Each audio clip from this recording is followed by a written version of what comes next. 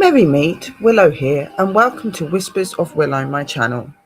This show is in association with Willow's Witchy Den 101. This is a show of education, talking to you about all aspects of witchcraft, from SABBATHs to different types of witches, and learning about different types of gods and goddesses. I will be bringing you lots of other shows in the future as well, but at this time we are focusing on these three aspects.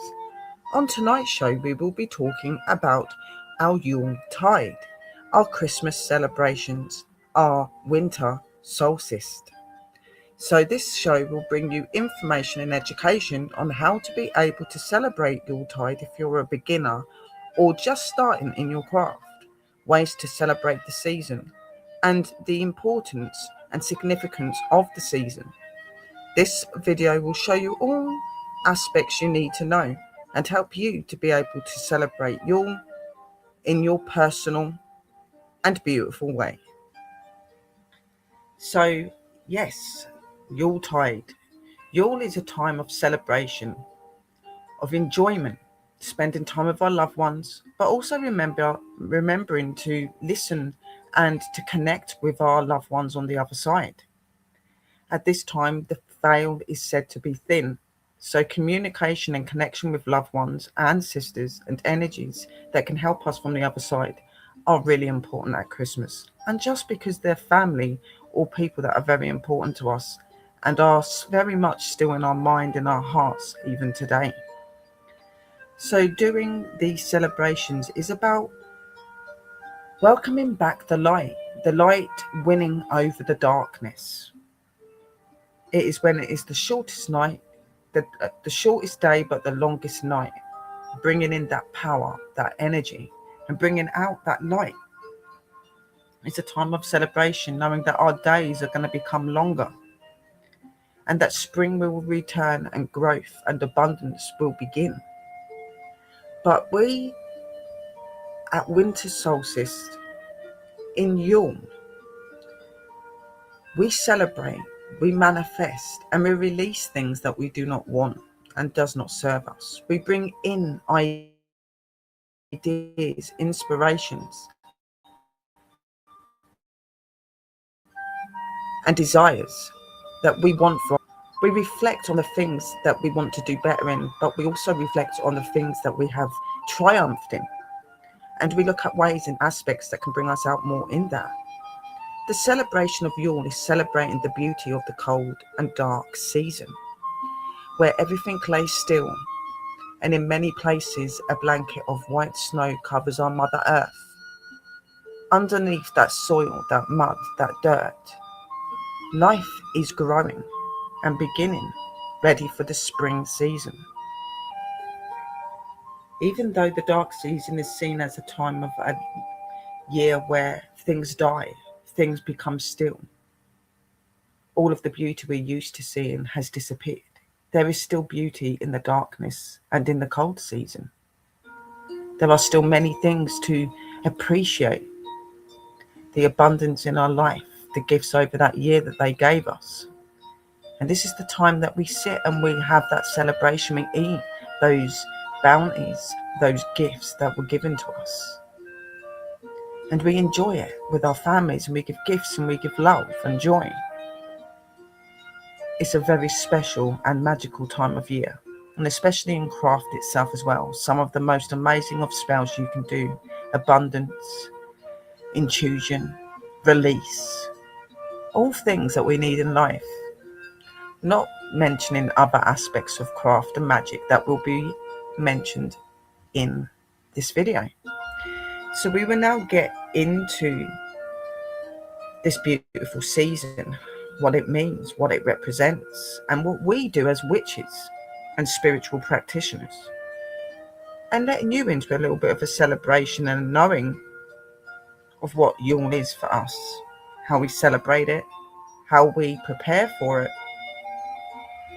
and aspects of what can help you to be guided, to be able to set your own Yule altar and secret space. So I have got the camera off, and I'm going to have a number of beautiful pictures coming over the video. and I'm going to have the camera off and just be speaking because I have got all my stuff wrote down and researched, and I just want to bring you some really cool information to help you to learn.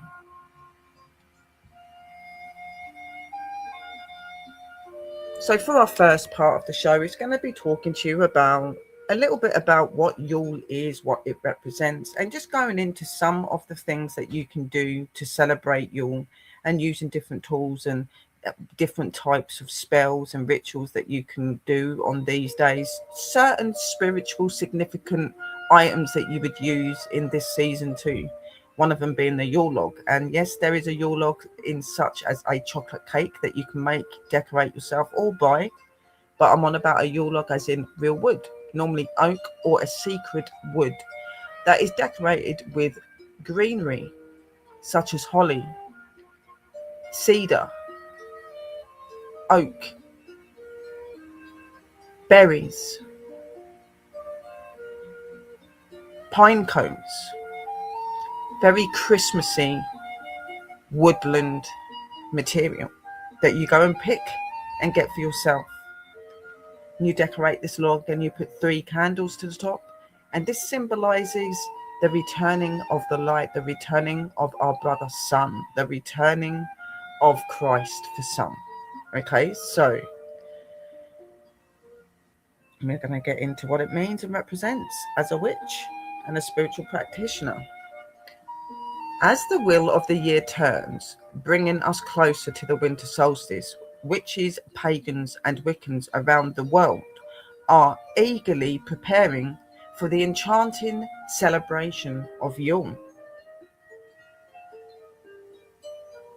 With a rich tapestry of tradition, rituals, and symbolism, Yule offers a beautiful opportunity to honor the cycles of nature, embrace the winter seasons, and to welcome the returning of light. I will delve into the season of Yule, exploring its significance, rituals, and the profound magic it holds for those who follow our witches, pagan, and Wiccan paths today. So there is a ritual way that a lot of us witches and spiritual practitioners will use, which is the 12 days of Yule, okay, where there are a number of different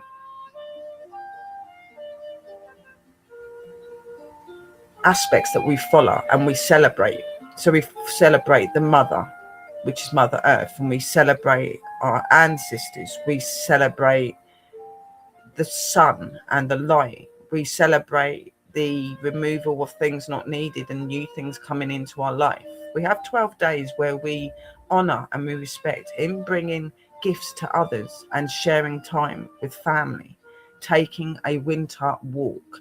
These are all special traditions that us as witches use in Yule to bring out our respect and honor of the season. So the 12 days of Yule, ultimate witches guide to you guys, okay? So the significance of Yule. Yule, also known as the winter solstice for many, marks the shortest day and the longest night of the year in the northern hemisphere, falling around December the 20th to the 21st. It really varies on days. This celestial event has been celebrated for centuries by various cultures and spiritual traditions. For pagans, Wiccans, and witches, Yule holds immense significance. It is a time of tradition, rebirth, and renewal. It symbolizes the triumph of light over darkness, and the sun begins its ascent, gradually growing stronger and promising the return of spring, of abundance, of good things. So for most people living in the North Hemisphere and in the Southern Hemisphere in other countries, they would normally have fall around December the 21st.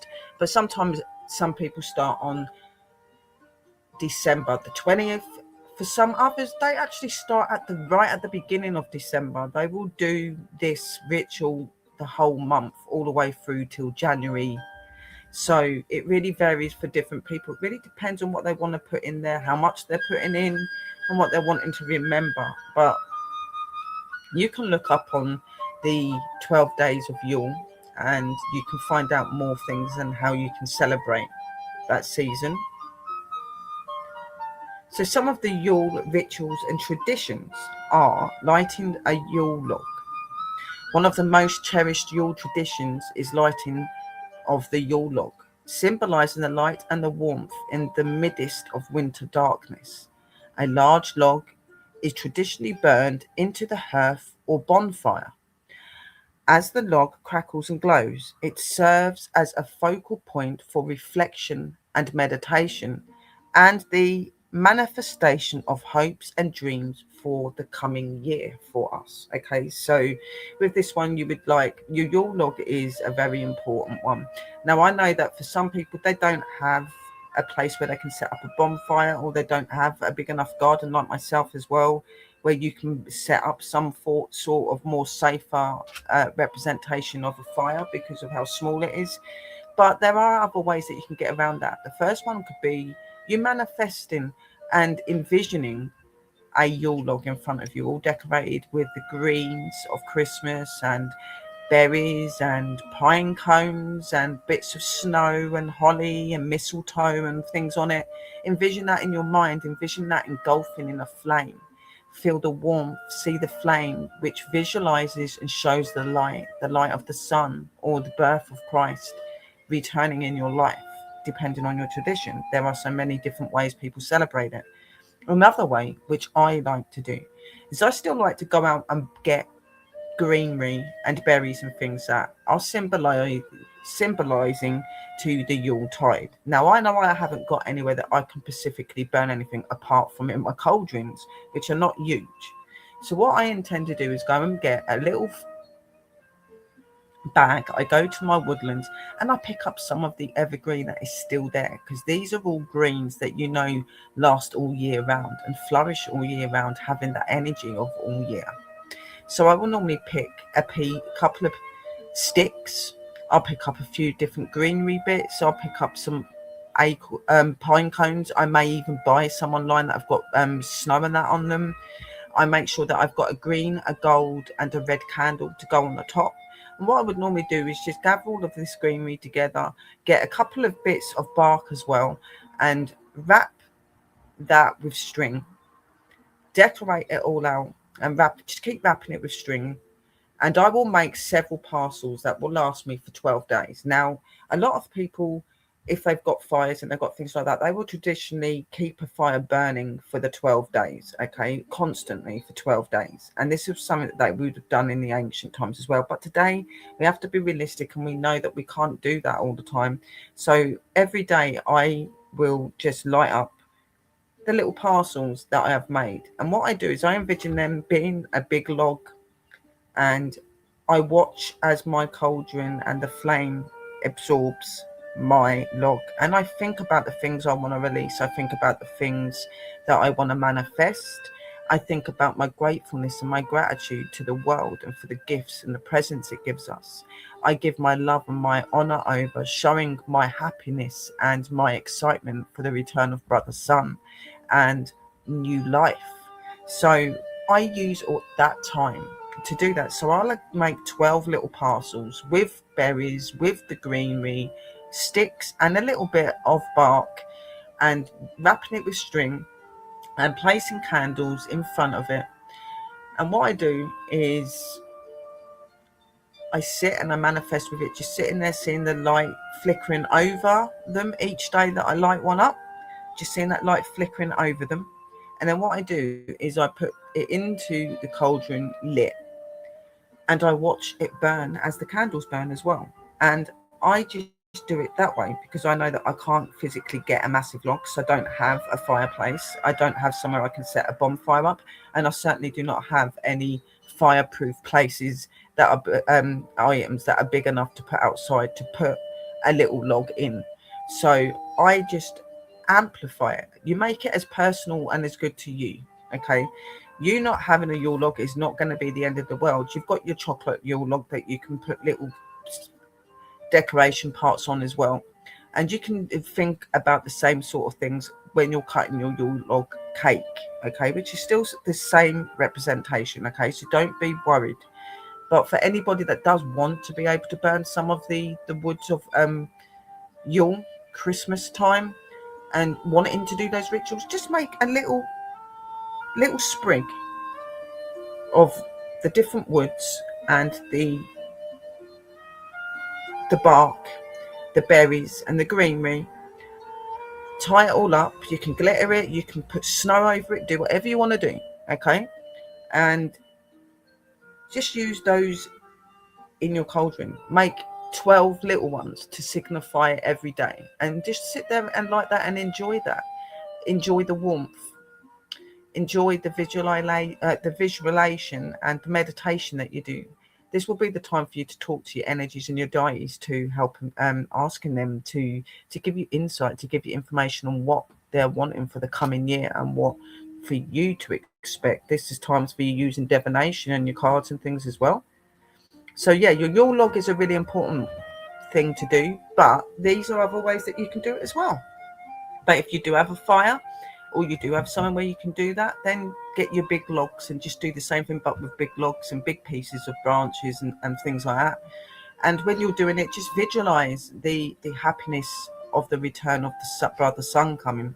Normally what we would do is on Yule morning, just as the sun starts to break, we would be out there to see him rise, and we will give our love, our gratitude and our honor for him returning.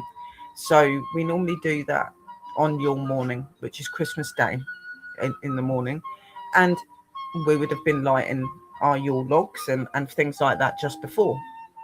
So just follow that tradition and do it that way. And there are lots of information online as well if you're wanting a little bit more information on how to do things as well.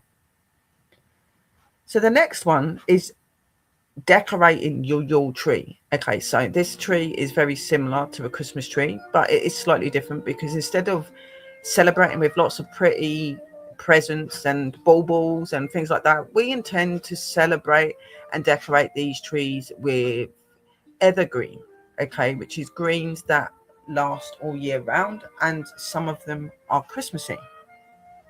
So we use like greens, and we'll use the pine cones, and we will put lights to represent the light and the warmth. We may put bits of snow over it, fake snow. We may get a few little homemade little gifts that we've made that we're wanting to put on there. So it could be a little pagan cross, or it could be a pagan star, or made like baubles, witches balls, things like that. All these sort of that are made into Christmas witch balls. All of these things are normally put onto our Yule tree. A little bit different to Christmas tree, but it is still the same thing. Yule is Christmas. It's just the pagan, Wiccan and witches category of Christmas, which is a more spiritual significance in my belief and through what I follow. So decorating your Yule tree, similar to the modern Christmas tree, pagans, Wiccans and witches adorn a Yule tree with symbols of nature such as pine cones, berries and sprigs of dried herbs, evergreens as well. Each decoration represents an aspect of the season or personal intentions. So you can put your own intentions and things in there, things you're wanting while you're doing this as well, and things you're wanting to be rid of.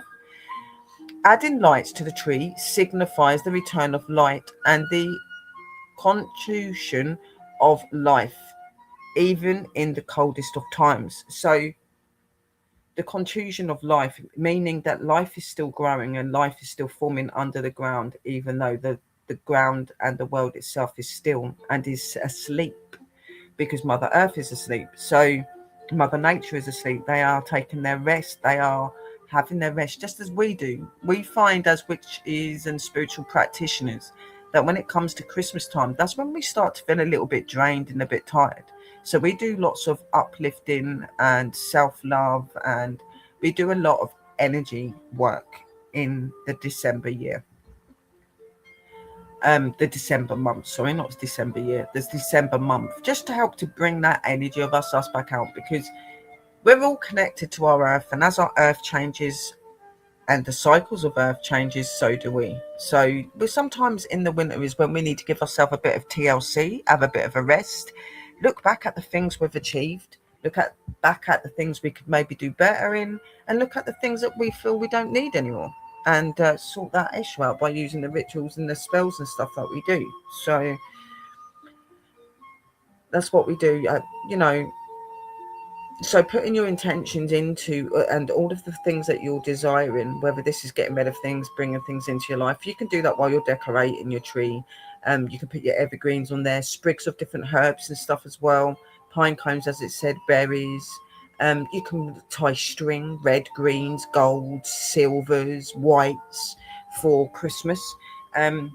So you can just make that tree look as beautiful as you want. It can be as big or as small as you want as well, but just make sure that you do put those decorations as well as the lights. It's really important to have your lights on it. The next and one of the other most important things of Christmas, of Yule, is obviously holding your Yule feast. Yule is a time for gathering with loved ones and sharing a bountiful feast. Incorporate seasonal foods such as root vegetables, hearty stews, spiced ciders, meats if you're not vegetarian or anything like that. Lots of different goody treats that you can make by yourself or you can buy as well.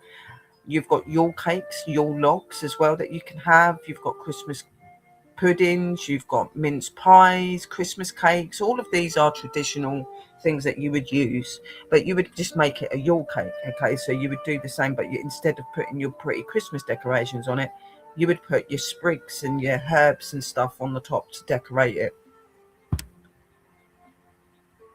During the feast, take a moment to express gratitude for the abundance in your life and connect with the energies of the earth's cycles. So when you're eating the food, it is really important to remember the earth's cycles, what the earth's cycles bring to us in life. Be grateful and give gratitude. Be thankful for them, for the abundance we get, not just abundance in money, but abundance in what we get in life, our gifts that we are given, the things we get from nature, the houses we live in, all made from materials of nature. Everything around us is nature and world connected, and we should be grateful for all that we get, for all that we have, and for all that we're here to live with. So always giving your gratitude and your appreciation to the seasons, the cycles, and to the deities of Yule as well, because obviously there are Yule deities that are associated. So that's really important to do. So enjoying the feasts and appreciating your loved ones, appreciating your neighbours, doing really nice things for your neighbours and other people that maybe are not so fortunate. Excuse me. Excuse me. I do apologise. Enjoying those things, but also remembering your ancestors and your deities and energies as well that you work with, and inviting them in to join you as well is a really important thing. One of the most important parts of Yule is welcoming the sun. As the solstice marks the turning point from darkness to light, many pagans, Wiccans, and some witches choose to greet the sunrise on the morning of Yule. Find a quiet spot in nature, whether it be on a hilltop or in your own back garden. Just stand there and witness the beauty of the sun as he returns. Offer prayers to him, prayers for others.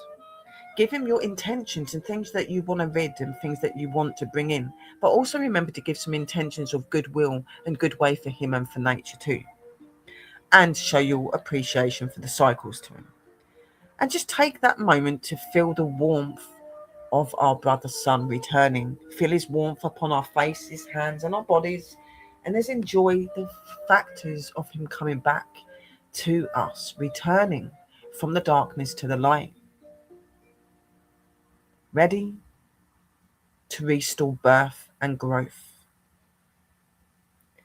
So next we're going to be talking about some of the Yuletide traditions that we follow.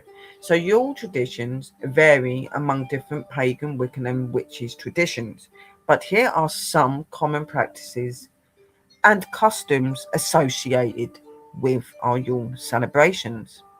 One of them is lighting your Yule log. Burning a Yule log is a time-honored tradition that represents the return of the light during the darkness and the dark times of the year. A large log, often made of oak or other sacred wood, is ceremonially lit and kept burning through the night or for the entire Yule season, as I explained earlier. So that's one tradition. Then you've got your Yule tree, as I have already explained that, but it says similar to a modern Christmas tree, pagans and Wiccans and witches decorate a Yule tree with symbols of nature and the season. Adornments may include pine cones, holly, mistletoe, dried herbs, and handmade ornaments. Many choose to use natural materials and eco-friendly decorations to honour the earth and the cycles. Another really important one is exchanging gifts.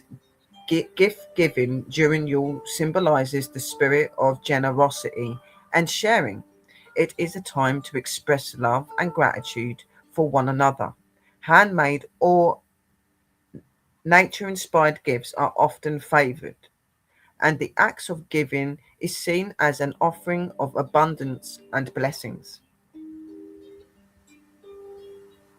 Even making foods, things like that, giving them something to take back with them, you know, um, making a wand for them, or making little bag with herbs and things, like just like meaningful, not like your proper gifts that you get at Christmas. We all celebrate Christmas as well, obviously, but this is different. This is spiritual significance. So it's more natural things that we use all year round to make, to bring things in people's lives, whether they're loved ones, friends, neighbors, whoever. So that is really, really important. So yeah, your gifts are really important, but they're normally natural gifts, or things that you've bought from shops that are from, spiritual shops and stuff. The next thing is obviously holding a Yule feast. Yule is a time for gathering with loved ones and sharing a festive meal. Traditional foods include roasted roots, meats, mulled wines, spiced ciders, Yule cakes, and other seasonal treats. The feast is often accompanied by toasts, blessings, and expressions of gratitude for the abundance of the season. As I explained up the page, it's for us all to get that together, to enjoy, to be thankful for what we have. It's a time for us to give our blessings for what we have been blessed with, and give our thanks and express our gratitude and our love for what they have done for us. And it's also a time to ask for new blessings, new things to be brought into our life. So yeah, definitely a really, really important one. And you sit down to your meal with them, and you'd be at your table just like you would do a prayer, but it would just be differently spoke. Okay. The next part is welcoming the sun. Many pagans, Wiccans, and witches choose to witness the sunrise on the morning of the winter solstice, or Yule morning. It is a symbolic act of greeting the returning sun and embracing the rebirth of light. Offerings of prayers may be made to honor the sun's energy and to express intentions for the coming year that you're wanting. So things in your life you're wanting, things you're wanting for the world, things you're wanting for nature, things like that, things you'll want for other people.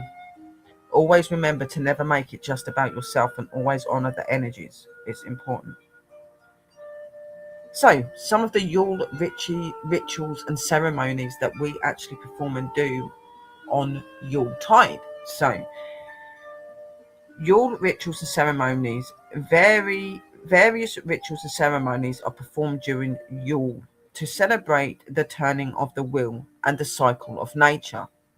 These may include candlelit rituals, divination practices, drumming or chanting circles, and group ceremonies to honor deities and gods and goddesses and energies that are associated with the Yule season. Okay, and there are many, so they are again things you can look up for. Another thing that we do in our ceremonies is reflection and introspection rituals. Yule is a time for introspection and self-reflection. Many pagans, Wiccans and witches take this opportunity to review the past year, access personal growth, and set intentions for the future. A lot of us witches will do things such as journaling, meditation, and divination. Are These are some of the ways that we often incorporate to gain insight and clarity in this year and at this special time of month when our energy and our spirit energy are closer than ever because of the veil being thin. So it's a perfect time to talk to your ancestors, your loved ones, your deities, your gods, your goddesses and stuff.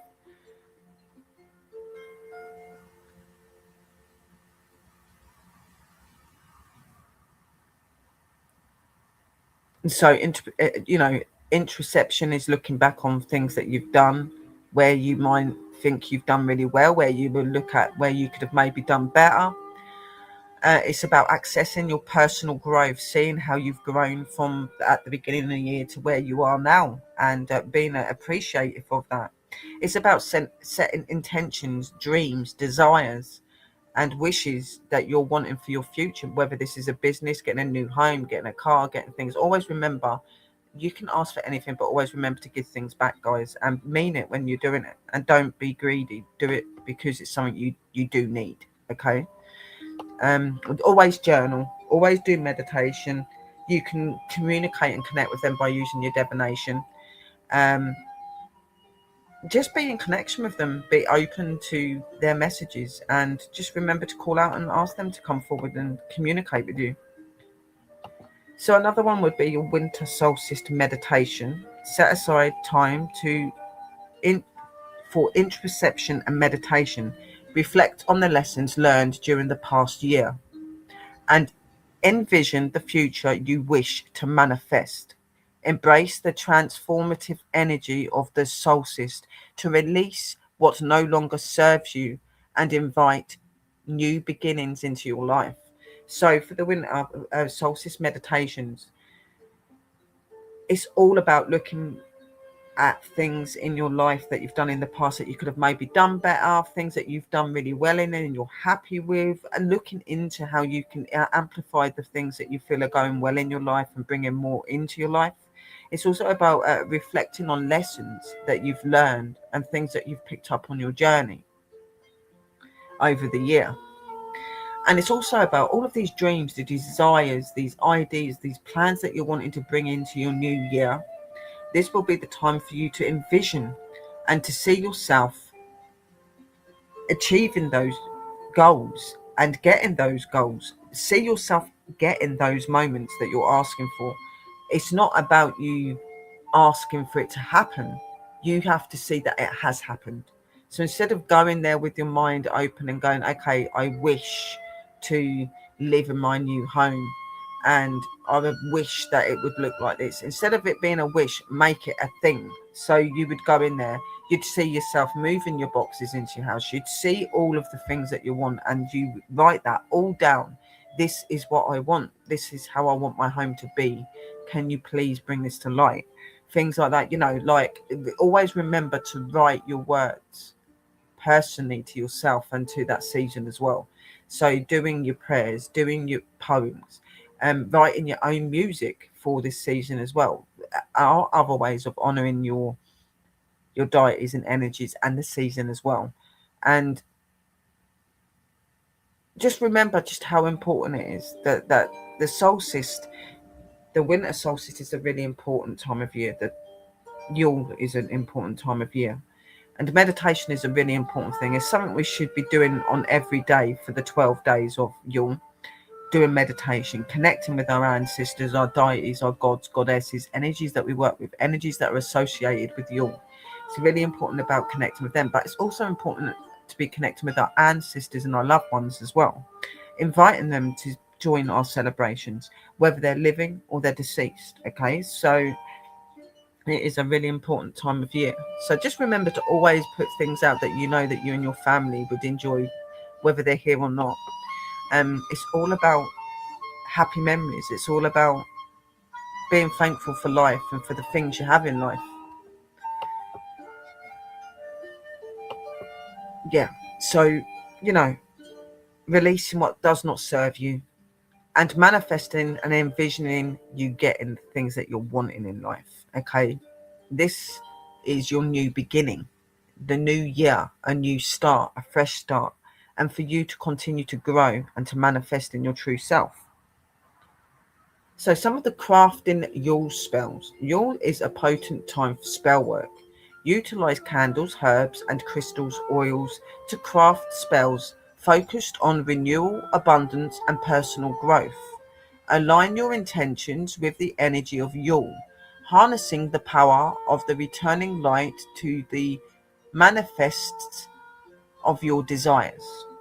Okay, so using your energy, using what you're wanting to celebrate, to fight, give gratitude, and to bring excitement for the fact and the return of our brother's son, and the return of warmth, the return of growth and abundance. But also, we can use that time to manifest our desires and our dreams, asking him to help us to reach those goals. Another way is by giving celebration and being able to find clarity and opening is by taking nature walks and offerings. Okay, so bundle up on that, guys. This is a really important time. Your traditions can be personalized and adapted to suit individuals' beliefs and practices. The most important aspect to honor is to honor the season, to celebrate the cycles of nature, and to connect with the spiritual significance of Yule. So yeah, like there's lots of things, like you can take your walks, lighting candles for Mother Earth, can a season. It's the season for talking and communicating with your loved ones and your ancestors. Um, there are just so many different aspects to how you can celebrate Yule, and it can be as personal as you want it to be. There may be things that people mention in videos, just like myself, that you may not feel connected to. You may feel connected to do something else. Do what feels right to you and what you feel would be something that your diet is and your family would like. Okay, make it personal to you. Just remembering to incorporate the meanings of Yule. Always remember to show your appreciation to brother sun returning. Show your appreciation and gratitude for the abundance and for things in life that you have. Always make sure that you show your gratitude for the season and how the season has come upon you now, and what it means by it happening. It means that while it is still and silent now, it is forever growing underneath, ready to flourish in our new spring.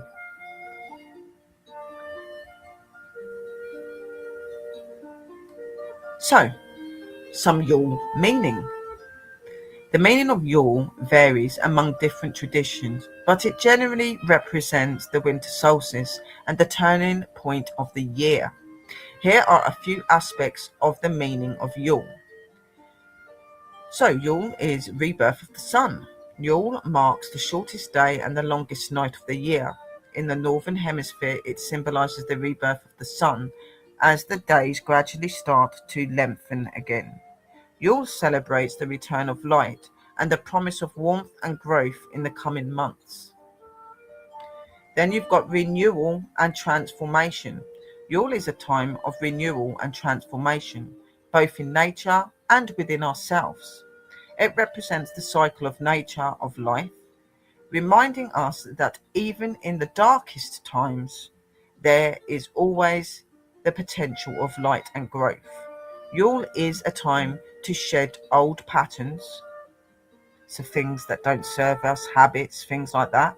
Release what no longer serves us, so things in our life that don't serve us, holds us back, stops us being who we want, we release them. And also to set intentions for the future, so bringing in your dreams, diet, desires, wishes, and things that you want for the future. Remember, always meaningful things and things that are needed.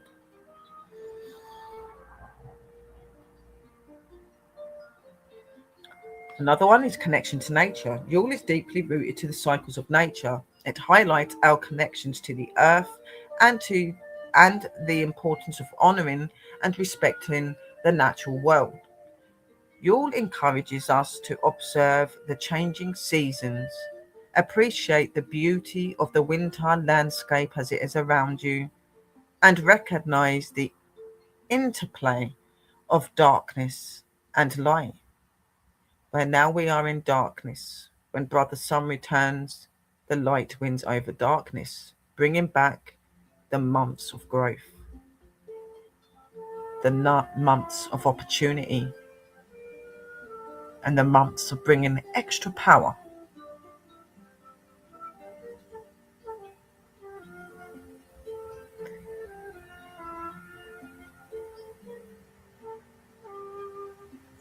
Take time to look at the seasons. Appreciate how you've seen the seasons changed and how it's come on Yule. Stand there and see the ground as it's still and it's silent, but know that underneath everything is growing and flourishing, ready for spring. So appreciate the time of year, the month that people describe as the darkness, and the time when death is upon. It's death in a beautiful way. It's a death that has to happen to invite and bring new things.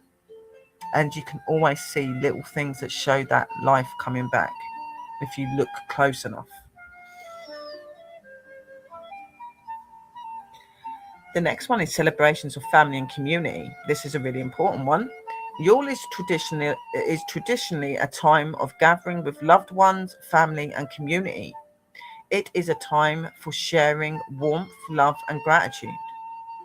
Yule celebrations often involve feasting, exchanging of gifts, and participating in rituals or ceremonies that foster a sense of togetherness and unity.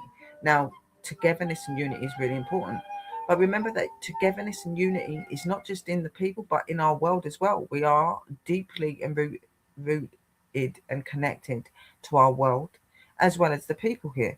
So we have to have that sense of togetherness and unity in all things that we have around us. But most definitely amplifying it when you've got your friends, your family, neighbours, and people there with you as well, definitely. So what is the spiritual and magical significance? Yule holds spiritual and magical significance in various pagan, Wiccan, and witch traditions. It is seen as a time when the veil between worlds is thin, making it easier to connect with spiritual energies, ancestors, family, deities, and the divine. Yule rituals often involve honouring Pacific gods and goddesses associated with the seasons. These can be deities and stuff as well. Performing divination and setting intentions for spiritual growth are some of the things that you would do. And communicating and connecting with the gods and goddesses, showing your honour, showing your respect, showing your gratitude, asking what they're wanting to be brought into your practice, what they're needing help with, to help with the year coming ahead of us.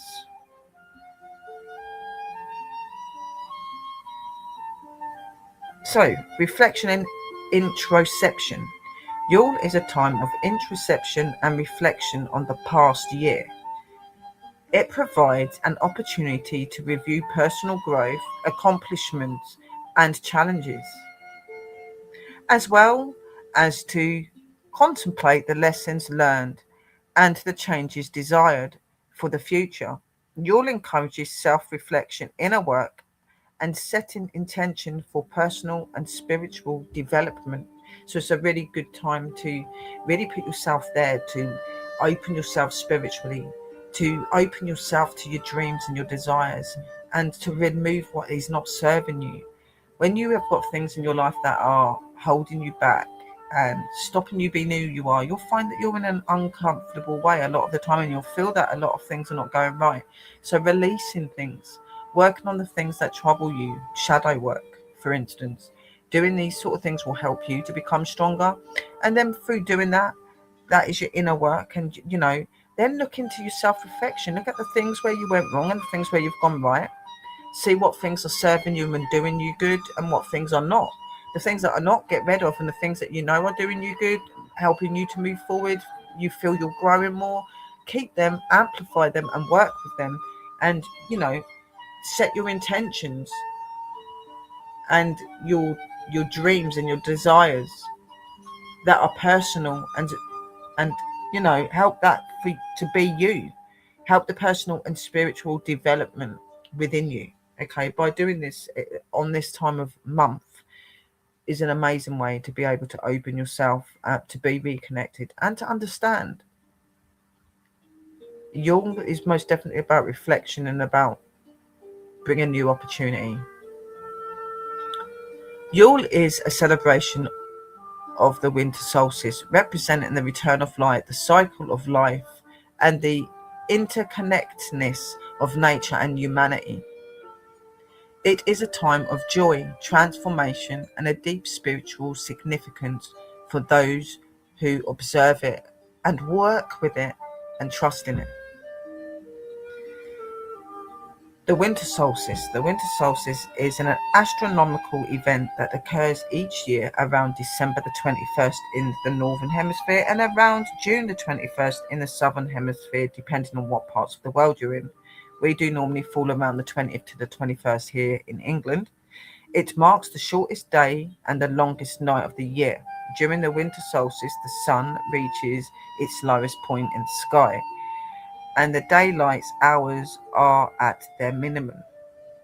Yule is closely associated with the winter solstice. In fact, Yule is often used and explained with this term, winter solstice.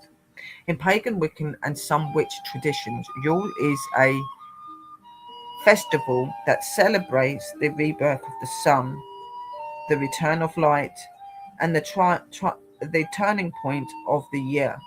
It symbolizes the transition from darkness to light and from old to the new.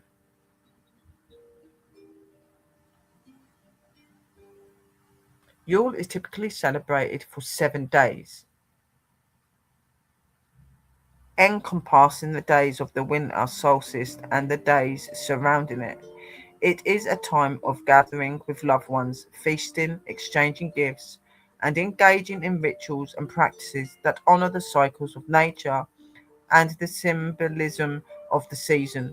Yule is often seen as the beginning of a new solar year, and it marks the gradual lightening of daylight as the wheel of the year turns. While Yule holds its own spiritual and cultural it, significance, it is closely tied to the winter solstice as a celebration of the sun's rebirth and the shifting of season.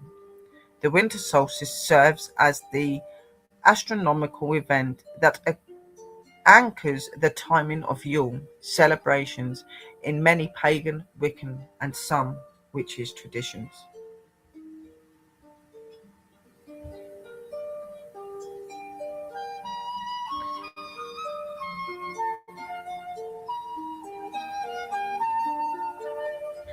Next part, guys. I hope you're enjoying this so far, and I hope you're getting some understanding about our Yule celebration. So, but now we're going to start talking a little bit about some of the Yule rituals that we do. So, our winter solstice rituals. Winter solstice rituals vary among different traditions and individuals. We're all very different, so we all do things very differently. But here are some ideas to inspire your own winter solstice celebration and help you guys to get out there and make your own statement for you, and show your own gratitude and respect in a way that you feel is right to you. So some of them can be candlelight meditation. So to do this, you need to create a secret space, light some candles, bring in a soft light in, and then sit in a quiet place where you will not be disturbed by anybody, and just sit in a quiet meditative state. When doing this, focusing on the stillness and the introspection, the stillness of the winter season around you.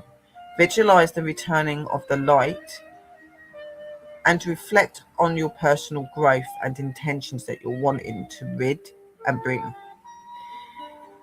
Bring out your desires for the coming year, things you want to achieve and things you want to do. Contemplate the lessons of darkness and the potential for new renewal. So look at the lessons and the times where you've walked into the darkness, to look at that more deeper. See those lessons, see those things that you've learned and that the darkness has learned you. And then potentially bring that into your mind and ask to be renewed and to be reopened and to be reconnected. Another thing that's important is setting intentions. Write down your intentions, goals, or wishes for the upcoming year. Use this time to envision the changes and the transformations you would like to manifest. Place your written intentions on your altar or under your Yule log and offer them to the universe during your rituals.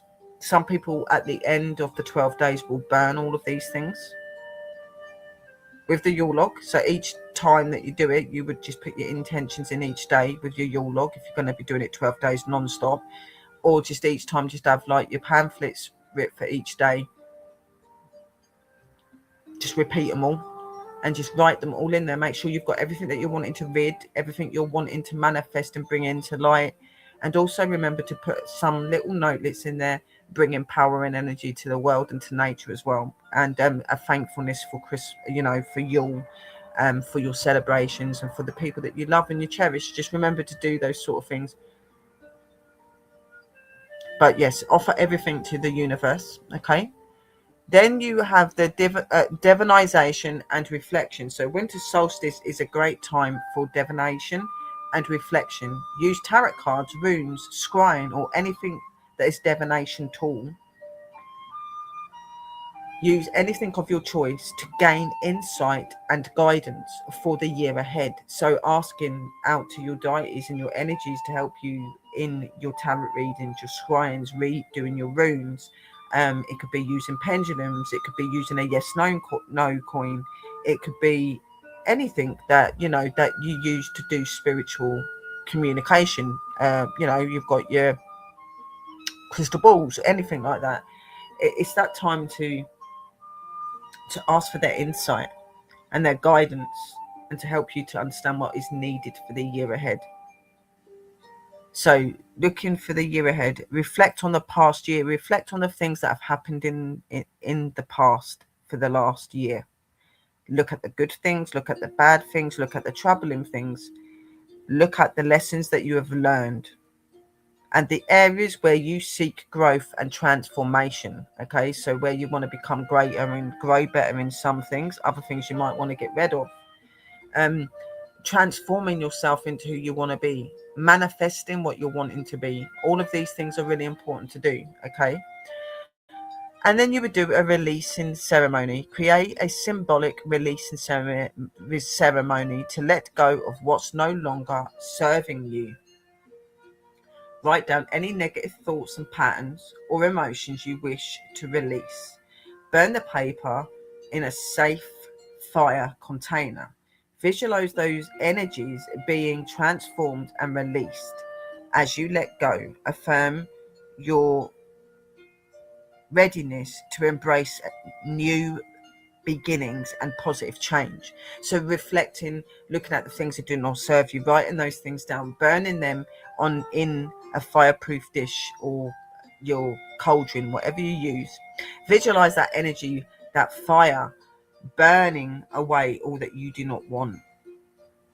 Say in your head that I let go of this energy no longer serves me, this energy is no longer needed.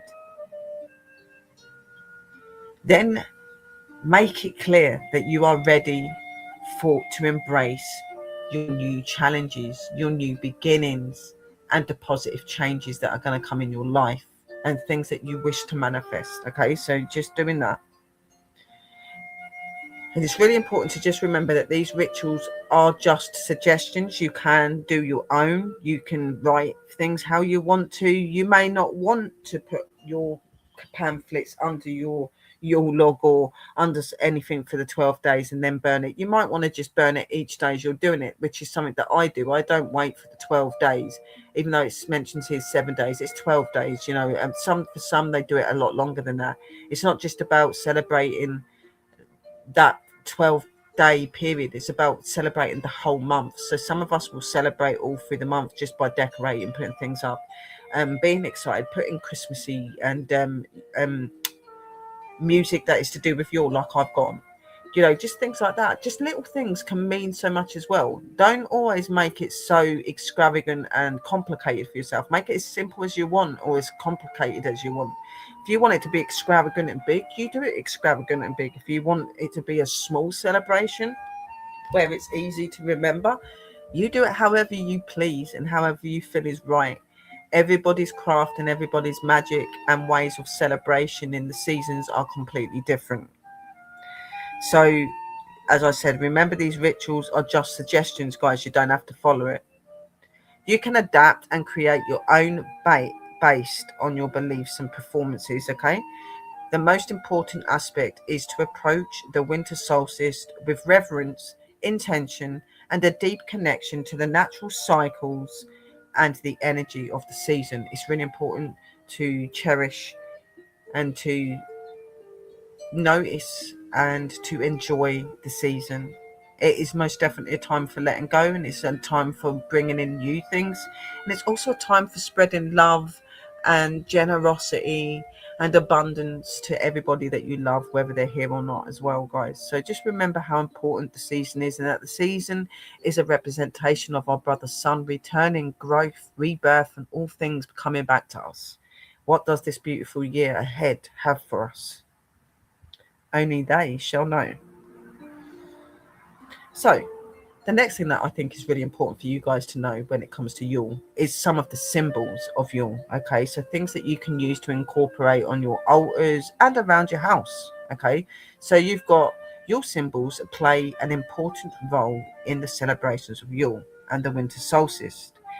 They present the themes, energies, and the concepts associated with the festival, the time of year. Here are some common symbols of Yule. So you've got your Yule log. The Yule log is a traditional symbol of Yule. It represents the rebirth of the sun and the returning of light. A large log, often from an oak or ash tree or a sacred tree, is burned into the hearth or on a Yule fire to bring warmth, light, and blessings to the home and to everyone around them. Evergreens and evergreen trees such as pine, fern, and spruce are symbols of everlasting life and resilience. They represent the enduring power of nature during the winter months. Evergreen branches, wreaths, and garlands are commonly used in Yule decorations to honor this symbolism, putting them around walls, putting them around your doors, putting them on your altars, just decorating and making your home look very, very wintry and beautiful. Lots of colour as well, golds, reds, greens, whites, silvers. All of these I will talk to you more about soon in this video. Holly and ivy are some of the most important items that a lot of us witches and spiritual practitioners and even normal people use for Christmas. So, holly and ivy are symbols of Yule and the winter solstice. Holly, with its vibrant red berries and sharp leaves, represent protection, vitality, and the eternal cycle of life, where ivy is represented with its changing vines, symbolizing strength, determination, and rebirth. Then you've got beautiful mistletoe. Even though this is also a romantic way, it is said to be a way that people would hang it from their ceilings and their walls, and it would be somewhere where you would show a bit of love, appreciation, giving somebody a kiss. But mistletoe is a secret plant associated with Yule, and love. It is often hung in doorways or used in Yule decorations. According to tradition, a kiss is exchanged beneath mistletoe, yep, and it signifies peace, goodwill, and fertility. So it's a really beautiful one to have in your home. And when we talk about fertility, a lot of people think that's automatically just babies and stuff like that. No, fertility and growth of all things. No, so not just children and giving birth, but growth and fertility in our world, growth and fertility within our life, things that we're growing and we're becoming greater in. Um, goodwill given out to people, being good, doing good things, showing love and appreciation, doing things for nature, like these sort of things. Fertility and goodwill mean many different things, but a lot of people get really confused when they hear fertility. They automatically presume it to be pregnant and pregnancy and that, when it's not. It's just growth in general. It's the birthing of something amazing. So sun and solo symbols that you could use in your Yule. So for your sun and solar symbols, Yule celebration celebrates the return of the sunlight and the lengthening of days. Sun symbols such as the sun will or the sun cross represents the power and the warmth of the sun during this time. They embody the promise of renewed energy and the coming of spring. So getting symbols that have got, you know, the sun cross or the sun will, things like this. It could be drawing down a symbolization of the sun. Um, there's symbols and things you can look up online as well, where you could maybe get things to incorporate that energy as well. So it's however feels right for you. Another one is candles. Candles are integral to your rituals and decorations. They represent the triumph of light over darkness and the kindling of hope during the winter seasons. Red, green, gold, and white candles are commonly used to symbolize the energy and the themes of the Yule celebration and season. Other things you can use are reindeer. Reindeer specifically associated with the figure of Santa Claus. Also, all Santa Claus figures also have symbolic significance in Yule celebrations. They are associated with the wild energy of the season and represent strength, endurance, and the ability to navigate through darkness.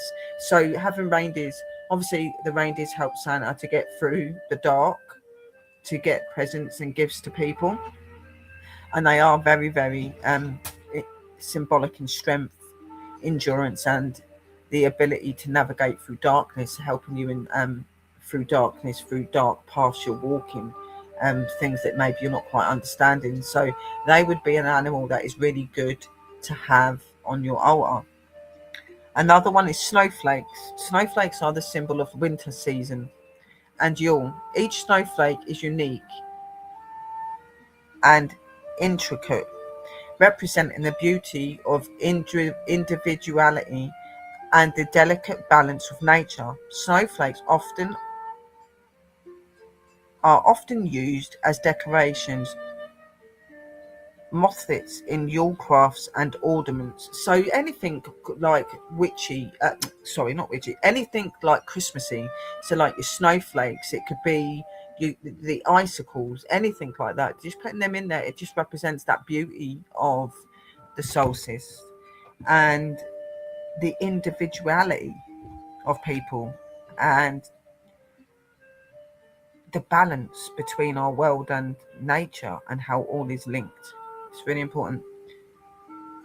These symbols of Yule serve to invoke the energy and the essence of the winter solstice, celebrating the cycles of nature, the return of light, and the hope and joy that comes with the turning of the year. Incorporating these symbols into your Yule celebration can deepen your connection to the season and add layers of meaning to your rituals and decorations for the season as well. So I'm going to talk to you a little bit about the Christmas tree Christmas tree origin as well, because you'll hear a lot of witches when you get these more religious type of people that don't follow our paths, where they say about certain things, and a lot of us will turn around and say, but you all on Christmas put Christmas trees up and you do this and you do that. Christmas trees are very much a pagan way.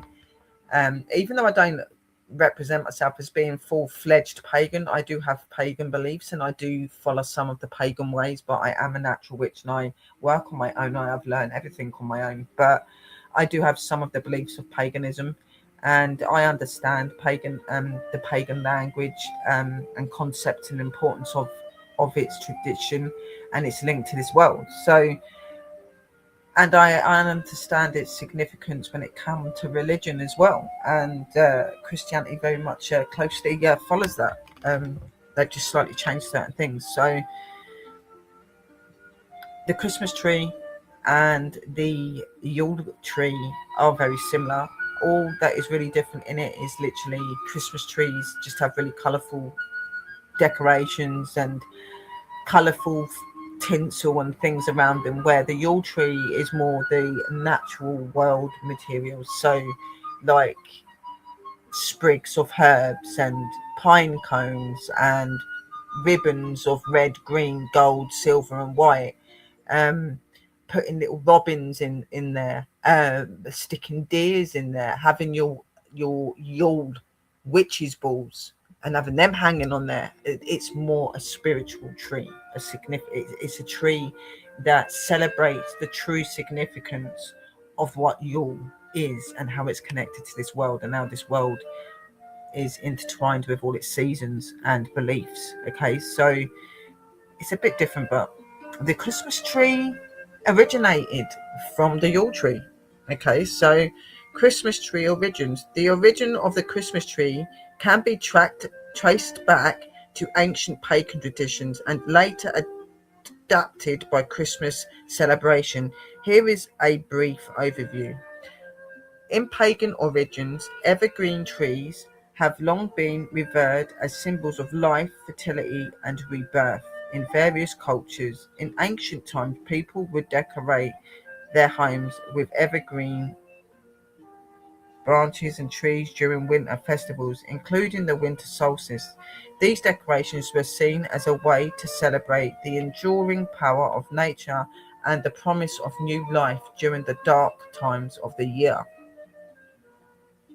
But Christians' adoption, the practice of bringing evergreen trees indoors for Christmas, became more widespread in the 16th century when Christians in Germany started to incorporate the tradition into their celebrations. The trees were seen as a representation of the tree of life from the Garden of Eden and a reminder of eternal life through Jesus Christ. Over time, the Christian tree tradition spread to other parts of Europe and eventually to North America and beyond. Traditional decorations for Christmas trees vary across cultures and individual preferences, but some common ornaments include lights. Strings of light are a popular decoration symbolizing the light of Christ and the adding a festive glow to the tree. And in our representation, it's the return of our God. It's our sun god's return.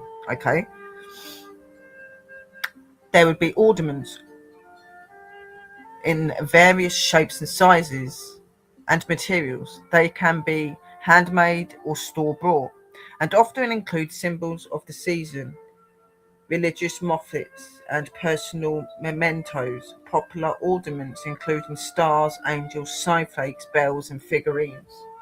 Where with us it would have been, your greenery and your pine cones and things like that. Then you'd have your tinsels and your garlands. Tinsel and garlands are used to add shimmer, and colour to the tree. They can be made of metal or plastic or natural material like popcorn or cranberries. So in some traditions, people would have put like popcorn and cranberry bits onto bits of string using the sewing needle and a bit of string. and they would hang them around the trees. They would also do that with bits of branches and that. They would just knot it round and they'll just stick them off the trees and that. But in our time we used tinsel and garlands. Now garlands have been around for years and years as well, and in the olden days garlands would have been made by the evergreens of our forests and our lands, and it would have just had berries and other things incorporated in it. But over time, and since Christmas just took another way because of the Christian ways of belief, garlands now have like flowers and Christmas things in it, like bells and stuff like that. Yes, some of it still incorporates some of the things that we celebrate. We will use garlands even today as well, but we normally intend to go for garlands that are more like natural looking. So it'd be leaves and sprigs of artificial flowers, or real if we get them done real. But if not, you can do them artificial as well. But they would normally just be like the sprigs and the branches of artificial or real plants, trees, berries, pine cones, bits of snow put over it, putting little robins in there, putting little things that symbolize Christmas, putting little snowflakes, bits like that in there. We might do that just to symbolize the outside and symbolizing the cold season. So yeah, there are things you can do, but as we said, like the tradition and the real tradition of celebration changed a lot when Christianity and other religions came in. It become something else, and a lot of our tradition and what we follow got lost. But luckily for us, we've never lost our tradition, and luckily all those years ago our ancestors chose to hide what they were, and some of them were not caught, and they were able to continue that. And for us that did lose loved ones in that horrific way because of being witches, or not ever really shown themselves as being witches but knew that they were different, we're blessed that they continued that and they didn't stop having their beliefs, and because of that we can continue being with us and doing what we do because we have that information and that evidence from books and things of the past. So it's really good, and just through remembering things, definitely. So candles, well, less common today due to safety concerns, guys. Candles were traditionally placed on Christmas trees, and they did represent the light of Christ in Christian concept, or the light of our brother sun coming back. But today a lot of people will still do that, but they'll use electric candles in replace of the new candles, just so that you can still have that. So if you are still one of these people that like to set up your Yule trees, not your Christmas trees, your Yule trees, you can get artificial candles to put on there to make it more safer, guys. You do not have to stop doing that tradition, and it's a more safer alternative. For me, I still do light other candles up as well, but I light them up and put them on my altars and around on my mantelpieces so that I've still got the natural light in as well. Your tree toppers. The tree topper is placed at the very top of the tree, as you all know, and often represents a star or an angel in symbolization, the guiding light and the divine presence. Again, it's okay to put angels and stars, as witches and spiritual practitioners. We still believe in angels, and yes, we definitely believe in the energies of stars, definitely. So they're okay. Other people might just want to put a bit of a herb up there, or they might make something themselves that they feel will be like a good representation for that season. Another one is ribbon and bows. So a lot of us, even in the modern traditions today, in the Christian concept, we still today use ribbons and bows on Christmas trees, and this would have been something we would have used in the olden days as well, and used on our Yule trees. So ribbons and bows can be used to adorn the tree, adding a festive touch and complementing the colour scheme that you have got your house in, or your secret space that you have celebrated and decorated for Christmas.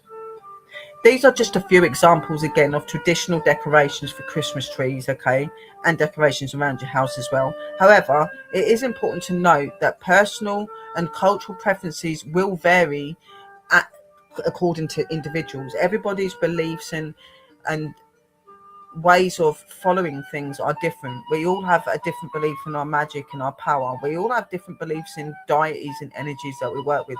So just make that tradition how you feel is comfortable to you and most describes your way of belief.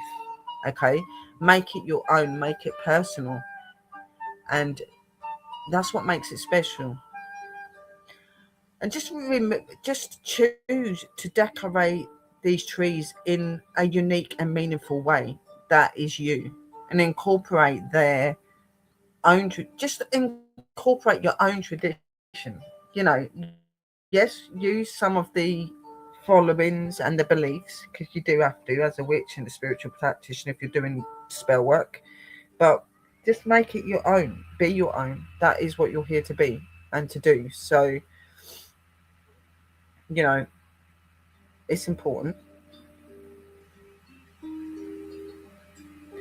So now we're going to move on to some of the gods and goddesses of Yule that you can work with and call upon. So there are various gods and goddesses from different mythologies and traditions that are associated with Yule and the winter solstice. Just below here are some examples that I have got. So you have got Kalich, or Kalich, is a fascinating figure from the Celtic mythology and folklore who is often associated with winter and winter solstice. In Celtic traditions, the Kalich, pronounced Kalyuhka or Kal-Yach,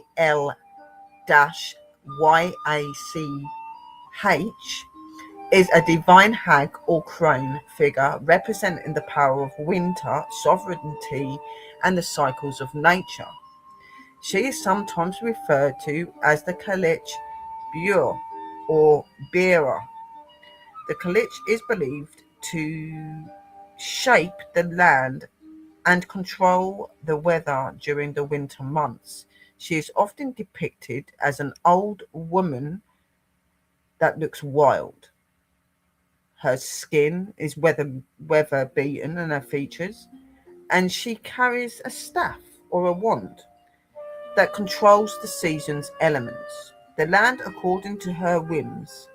The Kalich is linked to the concept of rebirth and renewal. As the winter season wanes and the wheel of the year turns towards spring, the Kalich eventually transforms into her maiden aspect and form, known as Bridget, Bridge, or Bridget, some people call them, but it's normally Bridget or Bridge. Bridge Bridge. She is the goddess that is symbolizing the awakening of life and the coming of spring. During the winter solstice, the Kalich power is believed to be at its peak. Some traditions honor her during this time as the embodiment of the winter season and the forces of nature that shapes the land. Another one is Odin, the Norse mythology. In Norse mythology, Odin is often associated with Yule. He is seen as the leader of the wild hunt during the winter solstice, riding across the skies with his army of spirits. Odin represents wisdom, magic, and the transformative power of the winter season. Then you've got Freya, or Freyja, the Norse mythology. Freya, the Norse goddess of love, beauty, and fertility, is also associated with Yule. She is believed to bring warmth, joy, and abundance during the winter months. Freya, or Freyja, is often connected to the celebrations of love and family during the Yule. Then two very important deities is the Holly King and the Oak King. In pagan and Wiccan traditions, the Holly King and the Oak King are symbolic figures associated with the changing season. The Holly King represents the waning year and reigns over the darkest half of the year until Yule. During the winter solstice, the Oak King, representing the waxing year, triumphs over the Holly King, marking the return of light and the lengthening of days. Then you've got Demeter and Persephone, the Greek mythology.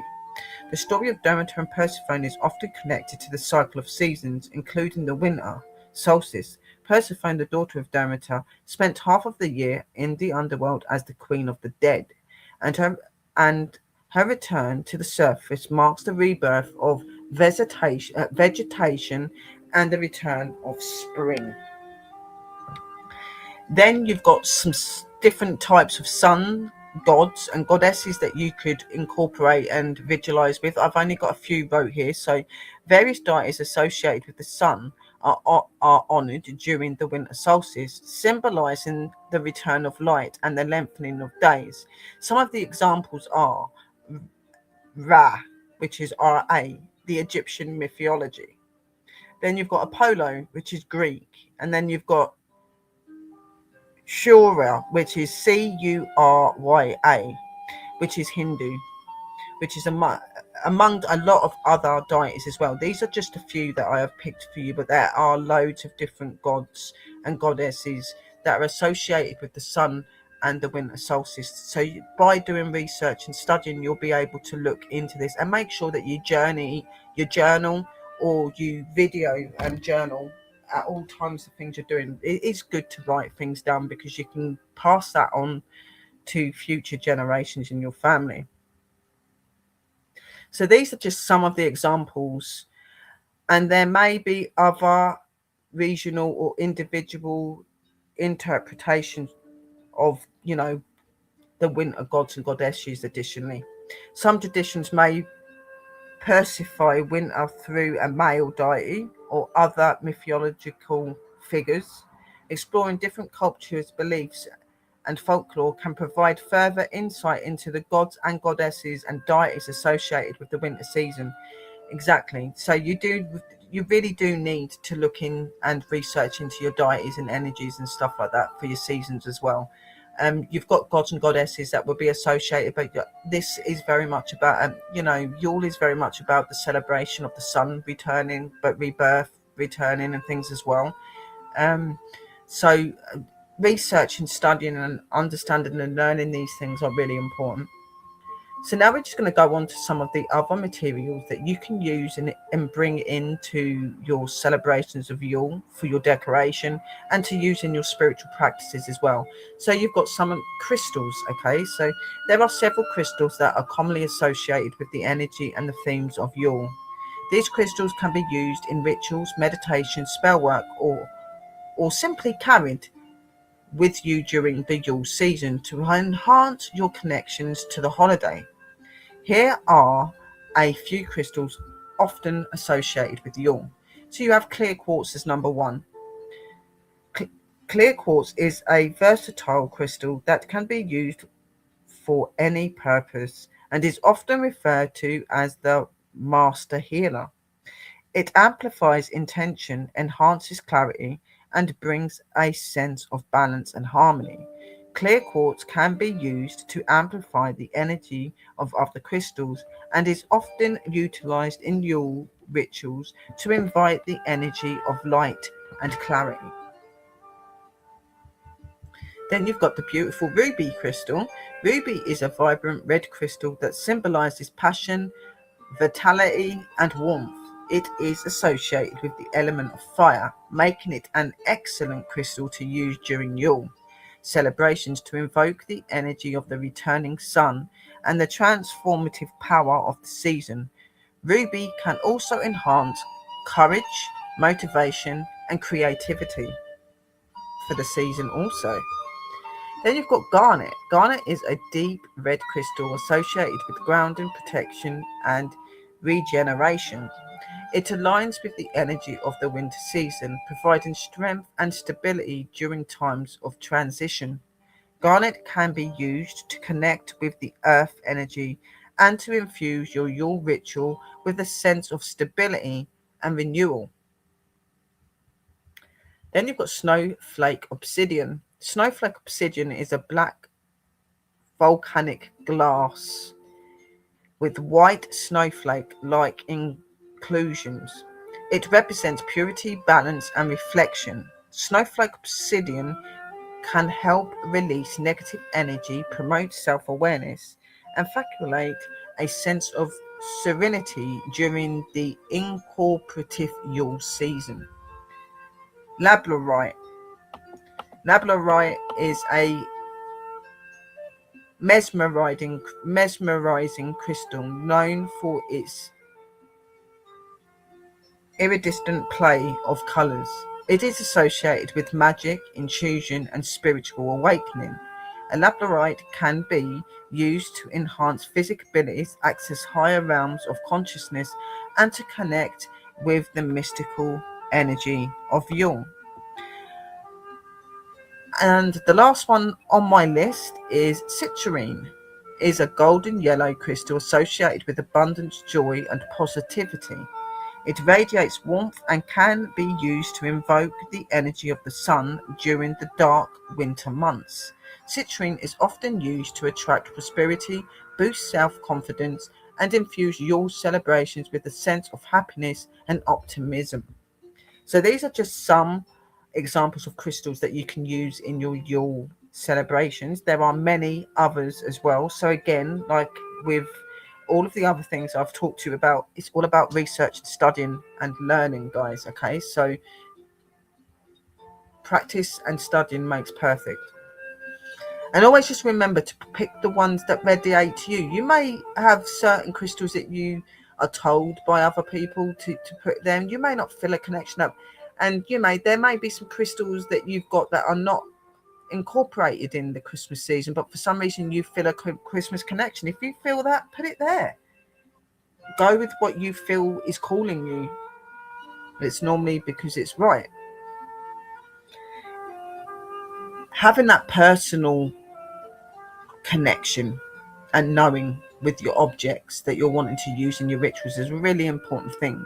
And not everything that you see or read or learn from others is always going to be right for you. So always go with your intentions and what you feel is right and what you feel that they're calling out to you to use. Okay, so just remember that. Just always remember that when you're doing your seasons, you do still incorporate some of the seasonal things, but you don't have to use every herb that people are telling you to use, or use certain crystals that you're being told to use. You use what you feel is right for you. All you have to remember to do is just to set your intentions to align their energies of the spirit Yule, okay? And just remember to cleanse and clean and charge your crystals before you use them for your rituals and your celebrations for Yuletide. So then we're going to go on to some Yule herbs you can use. So there are several herbs and plants that are associated with the celebration of Yule, offering their unique scent, properties, and symbolism to enhance the festive atmosphere and rituals. Here are a few herbs commonly associated with the Yule celebration. So we have pine. Pine is strongly connected to Yule and the winter season.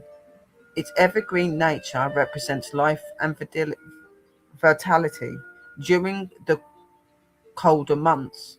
The scent of pine is uplifting and refreshing, invoking feelings of renewal and connecting to nature. Pine branches or pine needles can be used in decorations, wreaths, or burn as incense during Yule rituals. Very true. Another way you could use it for when you can't get a Yule log, for instance. Another herb is cedar. Cedar is another sacred evergreen associated with Yule.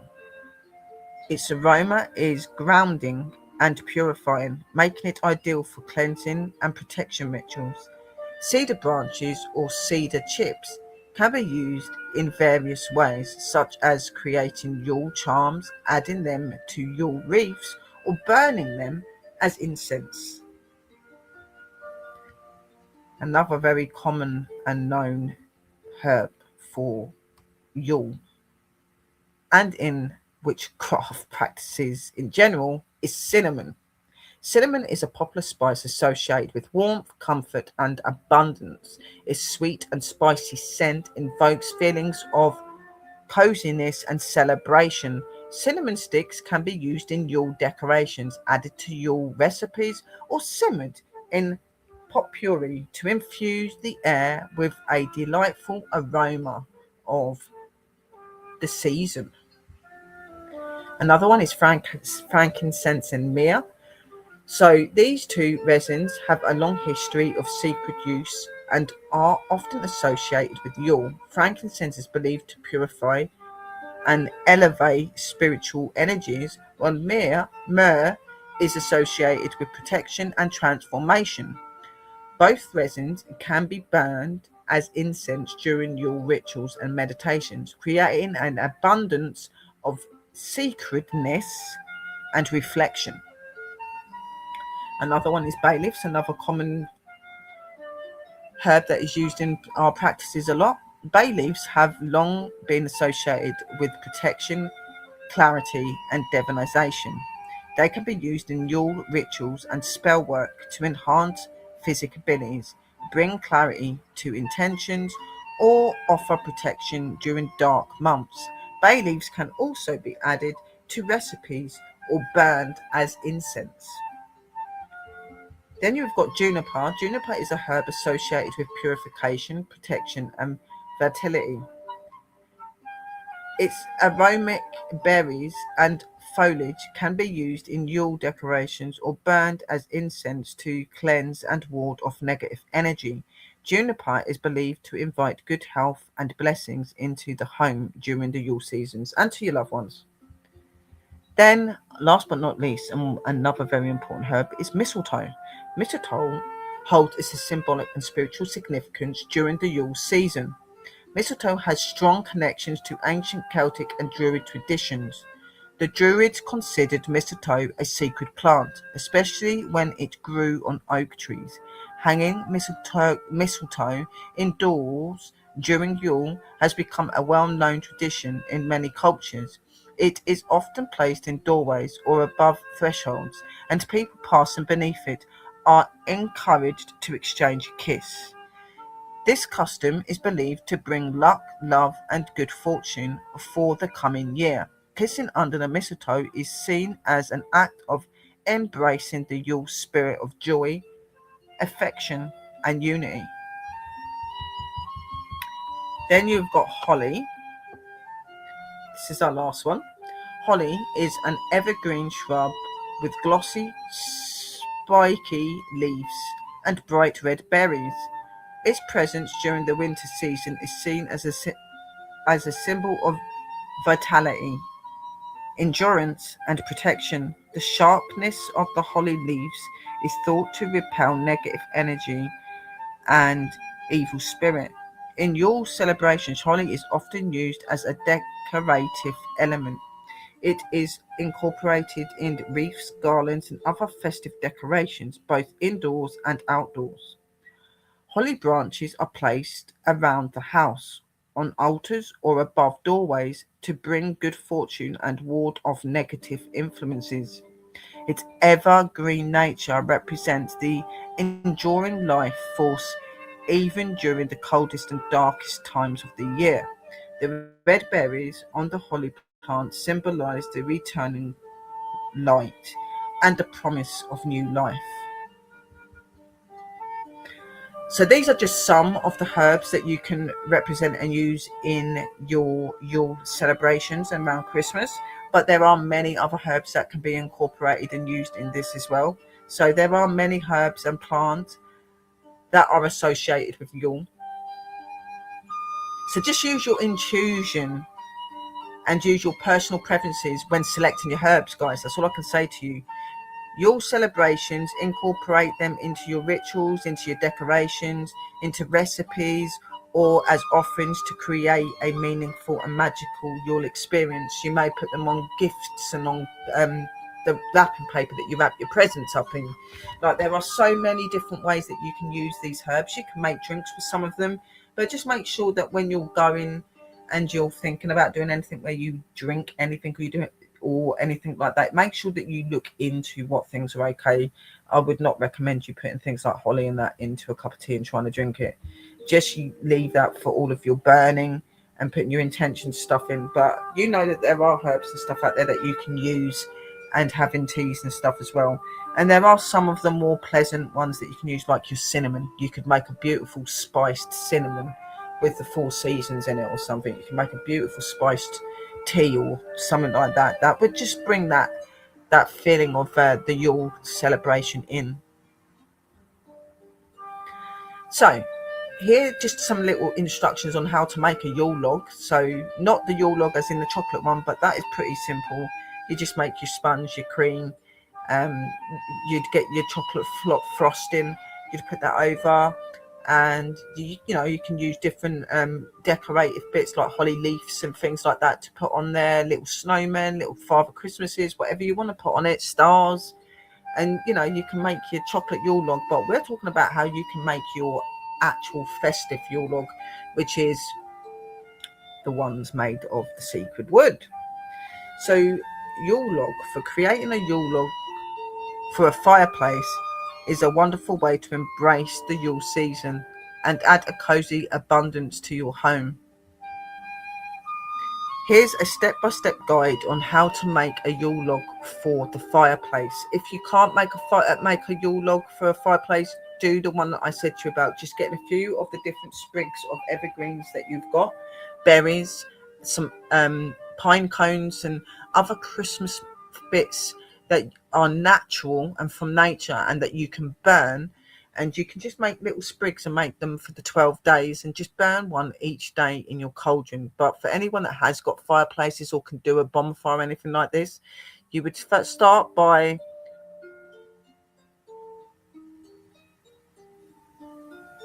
so you're going to go out and you would choose the log. Select a large log that will fit completely in your fireplace or on your fire.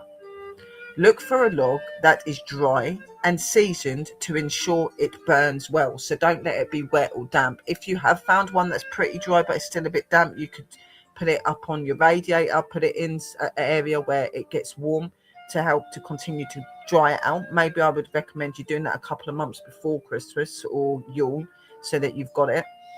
So you would select and go to your log. So you will go to a log that you feel is calling you. You will pick that log up. You will take that back home with you.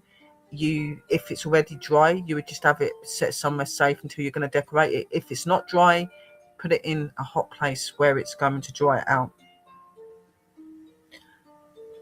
The next thing to do is to gather your decorative items. So when you're out in your woodlands and your forests and you're looking for your log, you could be looking for your items to go on it as well. So collect natural items like pine cones, evergreen branches like holly, mistletoe and things like that, dried flowers and berries to decorate your Yule log.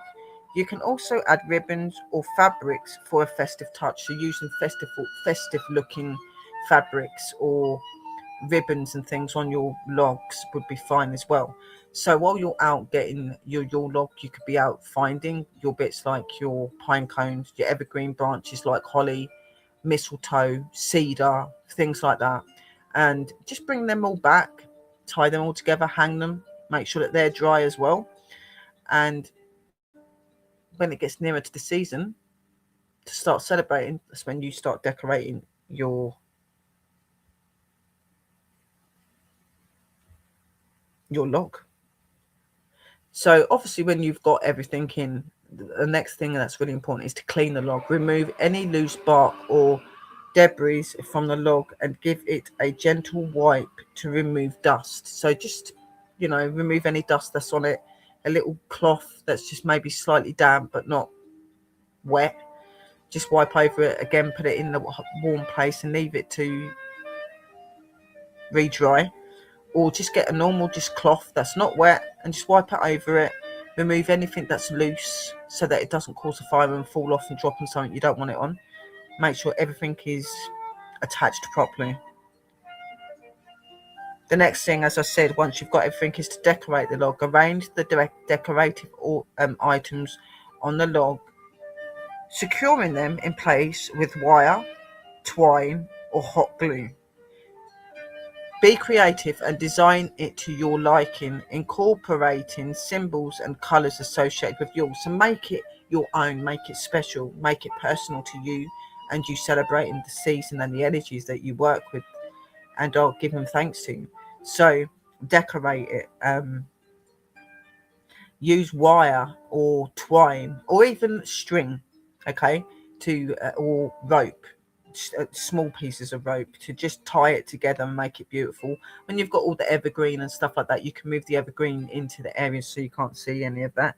Just be creative and enjoy making your design and make it to your liking and what feels right to you. That is what's really, really important, okay? And the next thing that's really important is to add candles. Place a few sturdy non-drip candles on the log.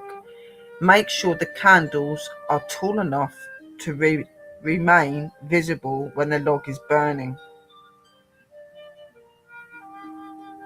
Set up in the fireplace carefully. Place the decorative log in your fireplace, ensuring it fits securely and won't roll or tip off. Position it towards the back of the fireplace, leaving enough space for airflow and ventilation.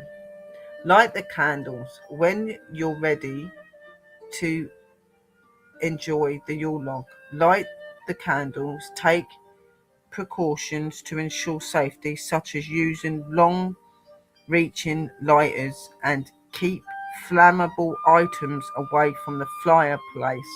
Enjoy the abundance. Sit back, relax, and savor the warm and flickering glow of the candle, the Yule log. Embrace the cozy atmosphere it creates and reflect on the symbolism of fire and light and the returning of the sun during the winter season. Remember to always practice fireplace safety and monitor the burning candles closely. Ensure there is a fireplace screen or barrier in place to prevent embers or sparks from escaping the fireplace. The Yule log in the fireplace is not meant for a long-lasting fire, but rather for abundance and symbolic purposes. It's a beautiful way to bring the spirit of Yule into your home and to celebrate the seasons with the family friends. So a lot of people would probably make several Yule logs and stuff like that. Some people only burn it on the one day and then just do other alternatives for the rest of the season. So I don't burn a massive Yule log because I don't have anything where I can put one. So I just get little sprigs and stuff from nature, and I make little parcels that are big enough to go in my cauldron, and I burn it that way. A lot of people in the olden days would do it for the 12 days, and there are people that still do that now, and there's people that actually celebrate the whole of the December month. So they would find other ways of incorporating. So they probably would have the Yule log, maybe one or two Yule logs for like one or two of the days. Other things that they would do would be incorporating candles and envisioning seeing Yule logs burning each day and doing things like that. Burning smaller parts of that Yule log for the rest of the 12 days. Like all of these sort of things are things you can do.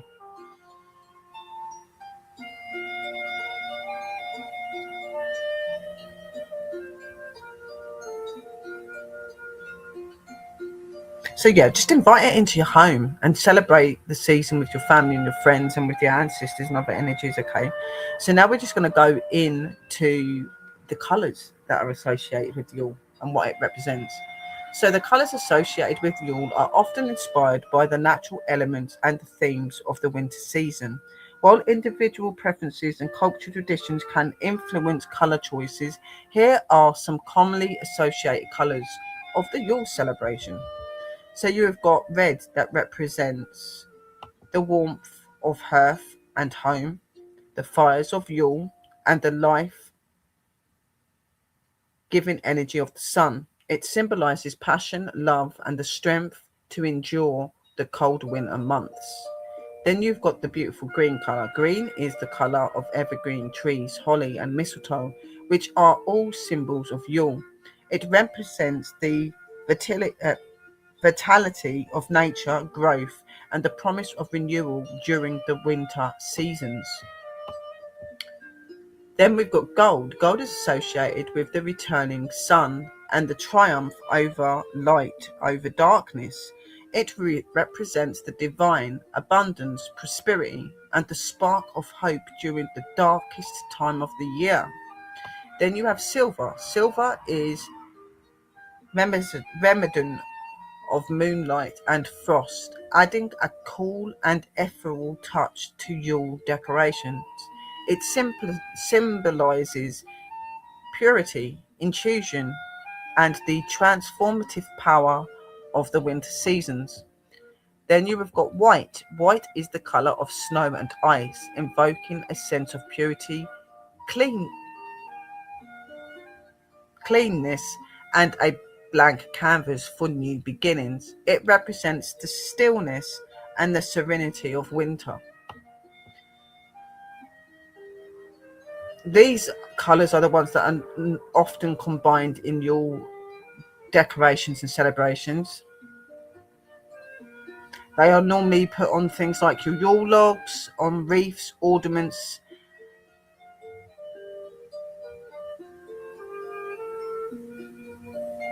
and other decorations and stuff, other candles and table settings. However, it is important to note that personal preferences and cultural traditions can influence the colours chosen for your celebrations. Feel free to incorporate colours that resonate with you and invoke the spirit of the season in your own unique way. So remembering again to always remember to just bring in the colours and the energy that you feel represents Christmas for you as well. And in different cultures and different places, colours mean different things. So where we here in England have these main colours as colours that we would use for our rituals for Yule, in another country it may be completely different colours. So the next thing that's really important to understand is about decorating your altar for Yule. Okay, so what would you need for your altar? Decorating your altar for Yule is a wonderful way to celebrate a secret space that embodies the spirit of the season. Here are some ideas to inspire you when decorating your Yule altar, my angels. So, colours and fabrics. Incorporate colours associated with Yule, such as red, green, gold, silvers, and whites. Use fabrics or other cloths in these hues to create a festive backdrop for your altar. So putting something to the back that is in these colours as well, or putting these colours and incorporating them onto your altar in other forms. Maybe you've got little Christmas present ornaments, or you might have other sorts of Christmassy things that are in these colours as well. Put them all out there to incorporate that colour and to bring that ambience of the Yule in. The next one is Yule symbols. Add your Yule Pacific symbols to your altar, such as Yule log, pine cones, holly, or mistletoe, and other Christmassy decorations and stuff as well. These items represent the energy of the season and the cycle of nature.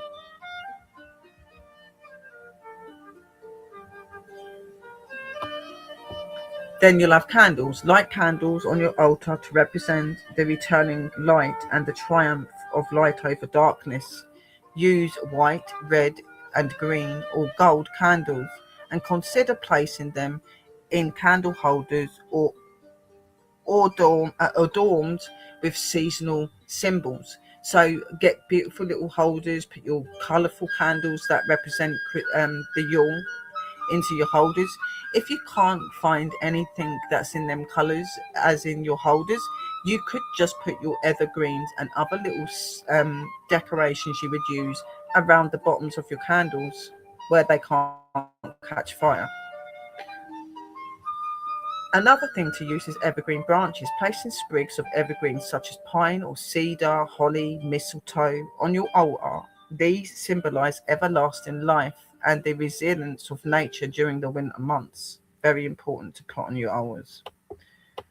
Some of your crystals and gemstones. Display crystals and gemstones associated with Yule, such as clear quartz, ruby, garnet, or snowflake obsidian, and the others that I'd mentioned up page.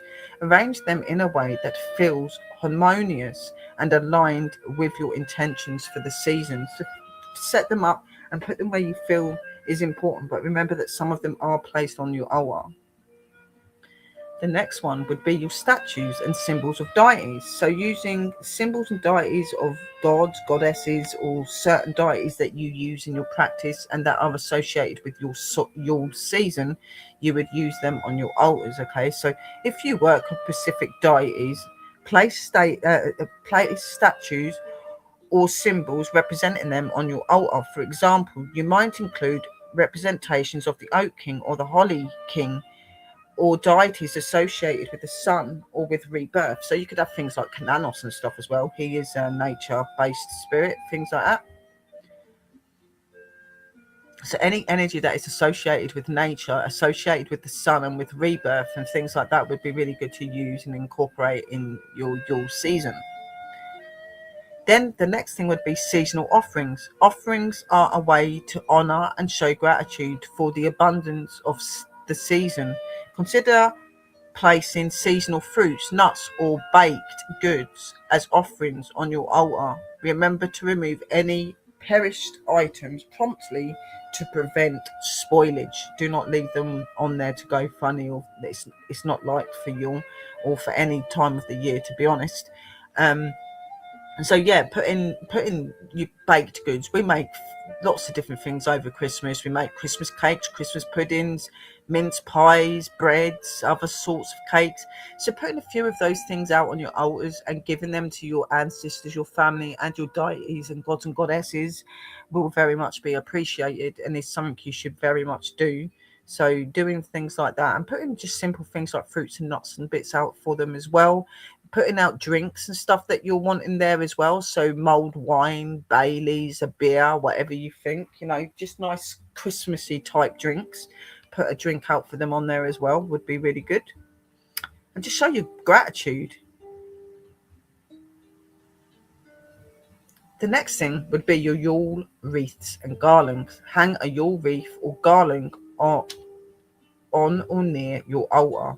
Use evergreen branches, pine cones, ribbons, and other Yule-themed decorations to create a visual and appealing and symbolic representation of the season. And hang these around your house and above your altar just to bring that extra energy of this beautiful year into your home. Using some of the divination tools to connect and to be in your true self. So some of these, if you practice divination, place your tarot cards, runes, or other divination tools on your altar. Invite the energy of Yule to infuse your readings and provide insight for the upcoming year. And then add in personal touches. Add little touches that are special to you because maybe they're things you remember doing with family when you were younger. Maybe they're really special because they were things you did with your kids, because your kids are now grown up and got their own families, so as well as doing all of your beautiful and normal Yule traditional stuff, incorporate some of your personal ways of celebrating into your rituals and your celebrations as well, guys. We all know that Yule is slightly different to Christmas. Even though it's all associated to one thing, we know that our Yule trees are different to our Christmas trees, and we know that our Yule celebrations are different to our Christmas celebrations. Even though, yes, we do eat some of the similar foods and stuff, the whole concept of it is completely different. One of them, we celebrate and believe in the energies of our world, where in the other, we are celebrating the energy and the birth of Christ and belief. So incorporating some of your Christmassy ways into your Yule festive celebration is absolutely fine, guys. Do it to your standard and how you want it to be. What is really important to remember is the most important aspect of decorating your altar for Yule is to create a space that feels sacred and aligned with your personal beliefs and intentions for the season. Allow your intuition to guide you as you arrange your altar and your home, and infuse it with the energy of our beautiful and magical season of the Yule. some Yule foods. We're going to get into some of the favorite parts now. So Yule foods that you can actually use and make and bring into your celebrations. Yule is a festive time of year where various foods are enjoyed to celebrate the season and honor traditional costumes. While Pacific food traditions may vary depending on cultures and regional practices, here are some foods commonly associated with Yule. Roasted meats. Roasted meats such as ham, turkey, or beef are popular choices for Yule feasts. They symbolize abundance, substance, and a bountiful harvest. These meats are often seasoned with herbs and spices for an added flavor and tradition to the Yule. And then you've got rooted vegetables. Root vegetables like carrots, potatoes, parsnips, and turnips are common ingredients in Yule meals. They are hearty and plentiful during the winter seasons, making them fitting additions to celebratory dishes. Winter squash varieties such as butternut squash, pumpkin, and acorn squash are often incorporated in your recipes. They can be used in soups, stews, and roasted dishes, or even desserts, adding warmth and richness to the table. Then you've got berries and nuts. Berries such as cranberries or lingonberries and nuts like walnut or hazelnut are associated with Yule. They are used in various dishes such as sauces, stuffings, breads, and desserts, providing vibrant flavor and textures. Spiced drinks. Warm spiced drinks are popular during Yule, offering comfort and cheer. Mulled wine, spiced cider, or herbal teas infused with cinnamon, cloves, and other aromatic spices of Yule are enjoyed and are to ward off the chill and to invoke the sense of warmth. Then some really nice goodies. Gingerbread and cookies. Baking and decorating gingerbread cookies and other festive treats is a beloved Yule tradition. These sweet delights are often shaped like stars, trees, or other seasonal symbols, and are enjoyed as a special indulgence by you and your friends and family and special people in your life.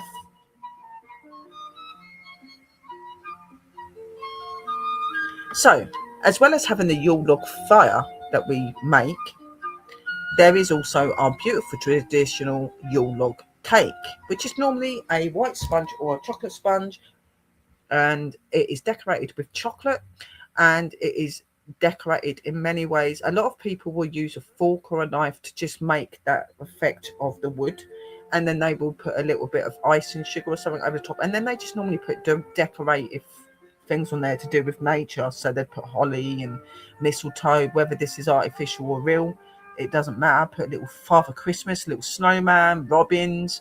They put lots of things, and this is a festive cake that we can eat, which is beautiful. It's not like the Yule log that we put in the fire, but it does represent the same thing. So even if you're not somebody that's able to do the Yule log burning, and you're only able to do the little parcels that you put into your cauldron, you can use your Yule log cake as a symbolization for the light. So doing that and decorating it, put 3 little candles on the top, make sure they don't drip onto the cake because you've got to eat it.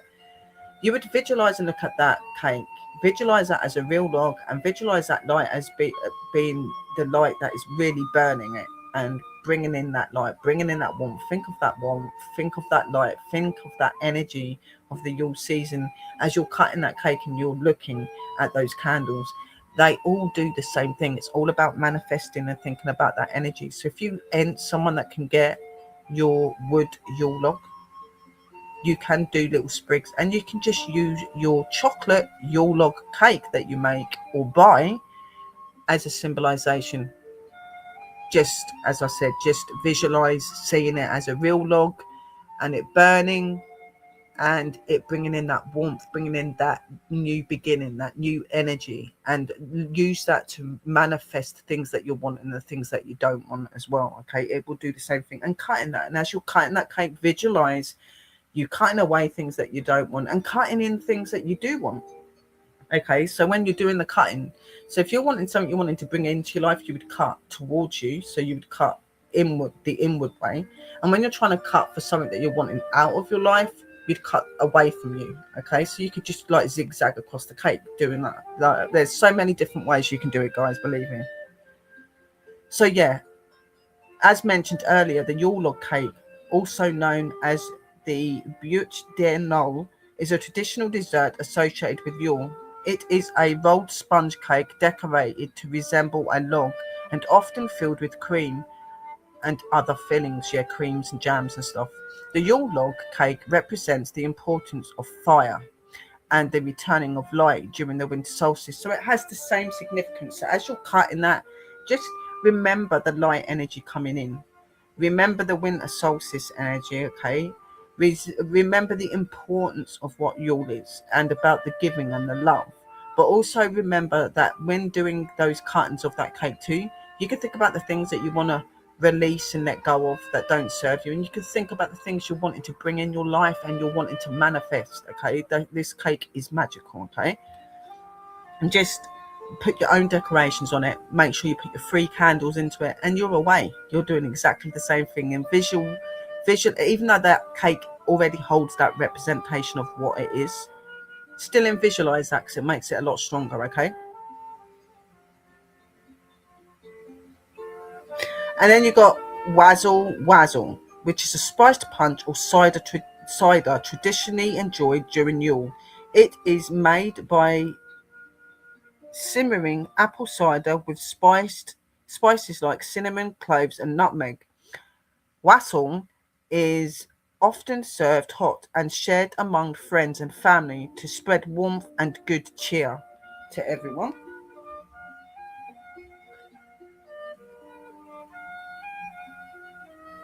It's really important for everybody to understand that, sitting in a nice cozy place with the fires or your radiators or whatever on, and you're sitting there with your family and your loved ones, and you're sharing that love, that cheer, that beautiful celebration of the year. Yule is a wonderful time to gather, to share meals, and to savour the flavours of the season while embracing the spirit of Yule and remembering its importance. It's such a beautiful time. So Yule recipes, the Yule cake. One traditional Yule cake. So one traditional Yule cake that you can make is the Yule log cake, also known as the W.W.D. The festival dessert is shaped and decorated to resemble a Yule log. Here's the recipe to guide you. So for your ingredients for the cake, you would need 4 large eggs, 3/4 cups of granulated sugar, 2/3 cups of all-purpose flour, 1.4 cups of unsweetened cocoa powder, 1 teaspoon of baking powder, 1.4 teaspoon of salt, and 1 teaspoon of vanilla extract. For the filling, you're going to need 1.5 cups of heavy cream, 3 tablespoons of powdered sugar, and 1 teaspoon of vanilla extract. For the frosting and the decoration, you're going to need 1.5 cups of chocolate ganache or frosting of your choice. You're going to need decorative items such as powdered sugar, mercurial mushrooms, and sprigs of fresh herbs and holly leaves. So yeah, you can, powdered sugars. Some people might even use other types of sugar forms on it as well. Yeah, mushrooms and sprigs, fresh herbs and holly leaves optional. Whatever you wish to put on there, you don't have to do that. The instructions is to Preheat your oven to 350 Fahrenheit, depending on what cooker you've got, or 175°C. Grease and line a 1.15-inch jelly roll pan with parchment paper, or to the size that you desire. Depends on how big you want your Yule log. Mix in a mixing bowl. Beat the eggs and granulated sugar together until pale and fluffy, and add the vanilla extracts and mix until combined. Okay. In a separate bowl, whisk together the flour, the cocoa powder, and the baking powder and salt. Gradually add the dry ingredients to the egg mix, folding gently until just combined. Pour the batter into a prepared jelly roll pan, spreading it out evenly. Bake in a preheated oven for about 12 to 15 minutes, or until a toothpick inserted into the center comes out clean. While the cake is baking, prepare a clean kitchen towel by dusting it with powdered sugar.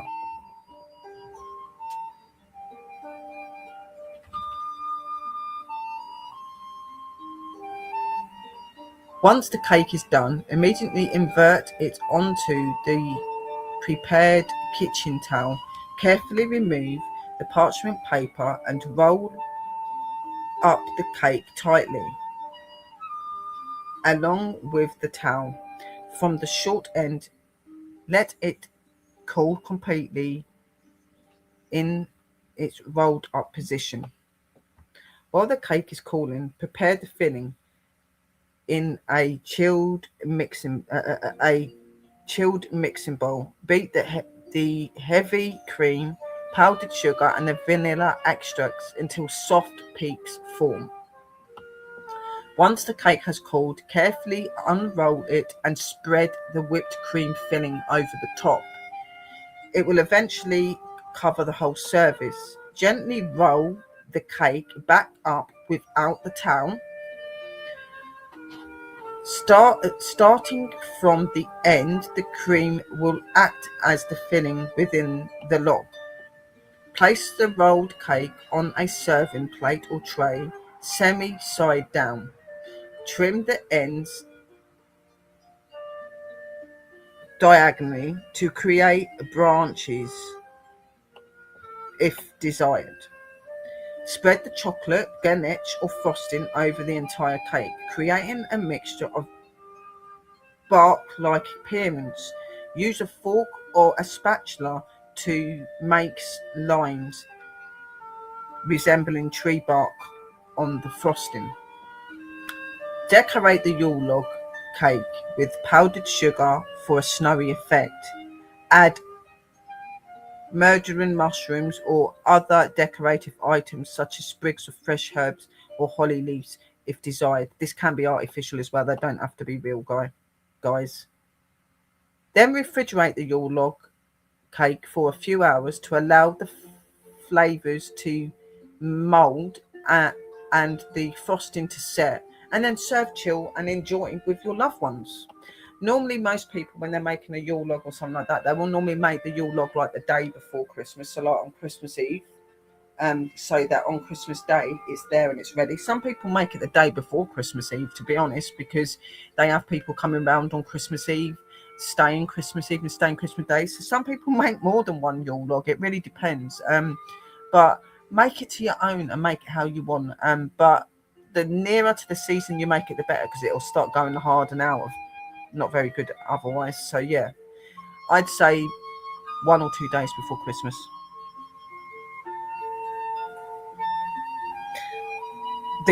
The Yule log cake makes a beautiful centerpiece for your Yule celebrations, capturing the spirit of the season in both appearance and in taste.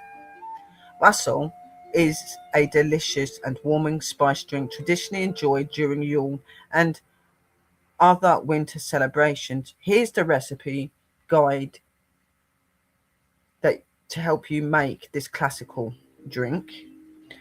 So the ingredients is 6 cups of apple cider, 2 cups of orange juice, 1 cup of cranberry juice, half a cup of lemon juice, a quarter of a cup of lemon juice, a quarter of a cup of brown sugar adjusted to taste, 4 cinnamon sticks, 1 teaspoon of whole cloves, 1 teaspoon of whole allspice berries, 1 teaspoon of grated nutmeg, and some orange slices and cinnamon sticks for garnish. This is optional. So the instructions: in a large pot, combine the apple cider orange juice and the cranberry juice and lemon juice. Stir in the brown sugar until dissolved. Wrap the cinnamon sticks. Well,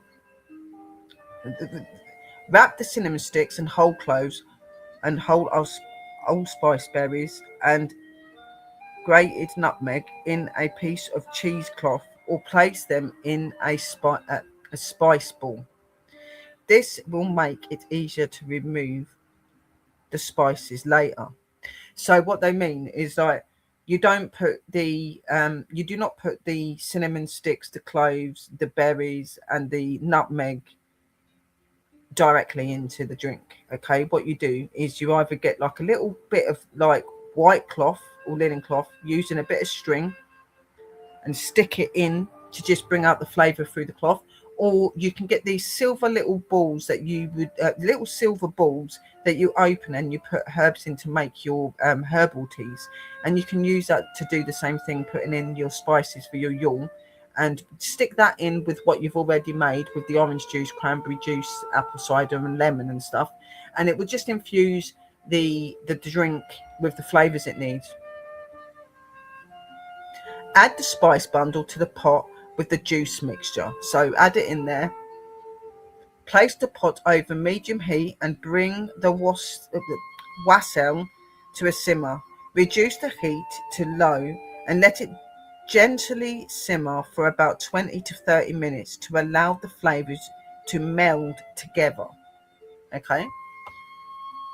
Then what you do is remove the pot from the heat and carefully remove the spice bundle from the wassail. Ladle the wassail into mugs or heat-proof glasses, optional, and garnish each serving with an orange slice and a cinnamon stick for added flavour and presentation. And then just serve it warm and enjoy it with your friends and your loved ones.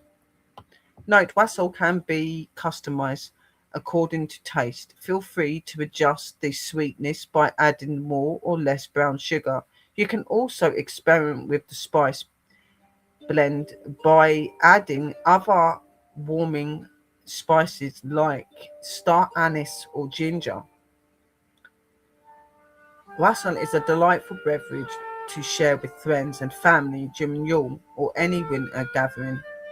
Its aromatic spices and fruity flavours create a cosy and festive atmosphere. Zip and savour the warmth and cheer of the traditional Yule drink.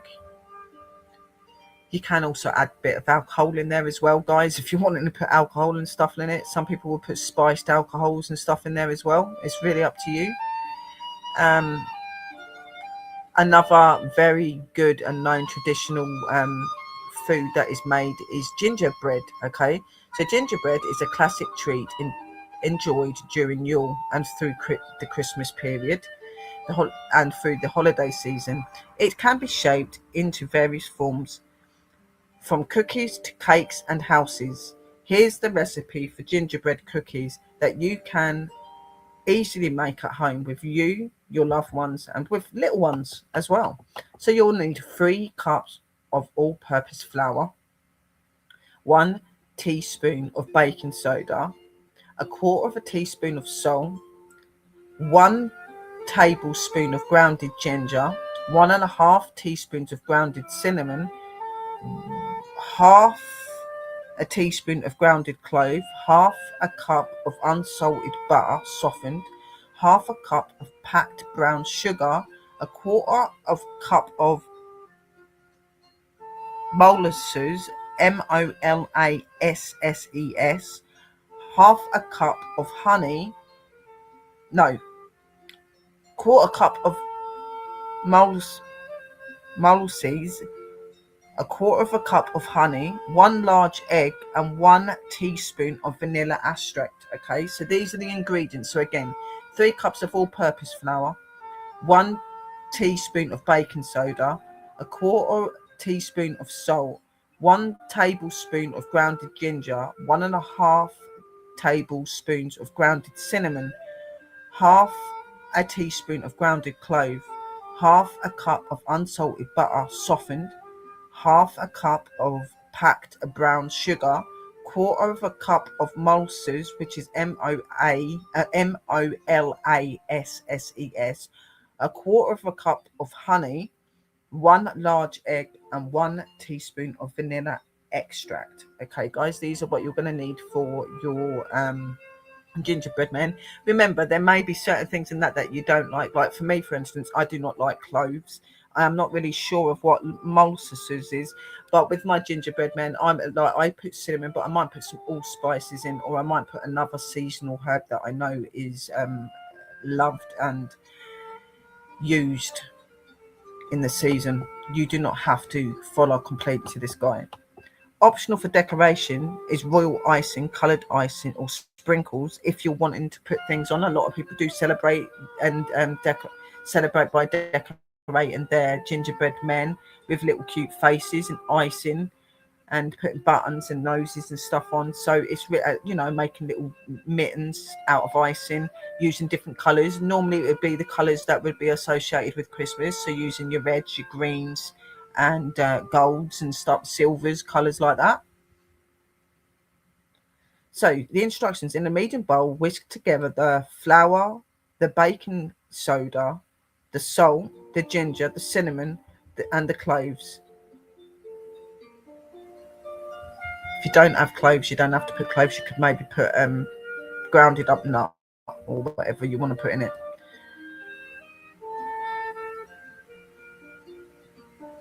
And then and cloves set aside.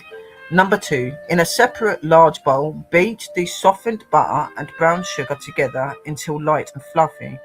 Add the molasses, whatever that is, I'm not really sure what that is, or whatever else you want to put in it, honey, egg, and the vanilla extract, and mix until well combined. Then what you do is gradually add the dry ingredients to the wet ingredients, mixing until a dough forms. If the dough becomes too stiff, you can use your hand to knead it together to make it more better. Divide the dough into half and wrap each portion in plastic wrap. Refrigerate for at least 1 hour or until the dough is firm enough to roll. Then you need to preheat your oven to 350 Fahrenheit or 175 C. Line baking sheets with parchment paper with a little bit of oil underneath the parchment paper so it don't stick.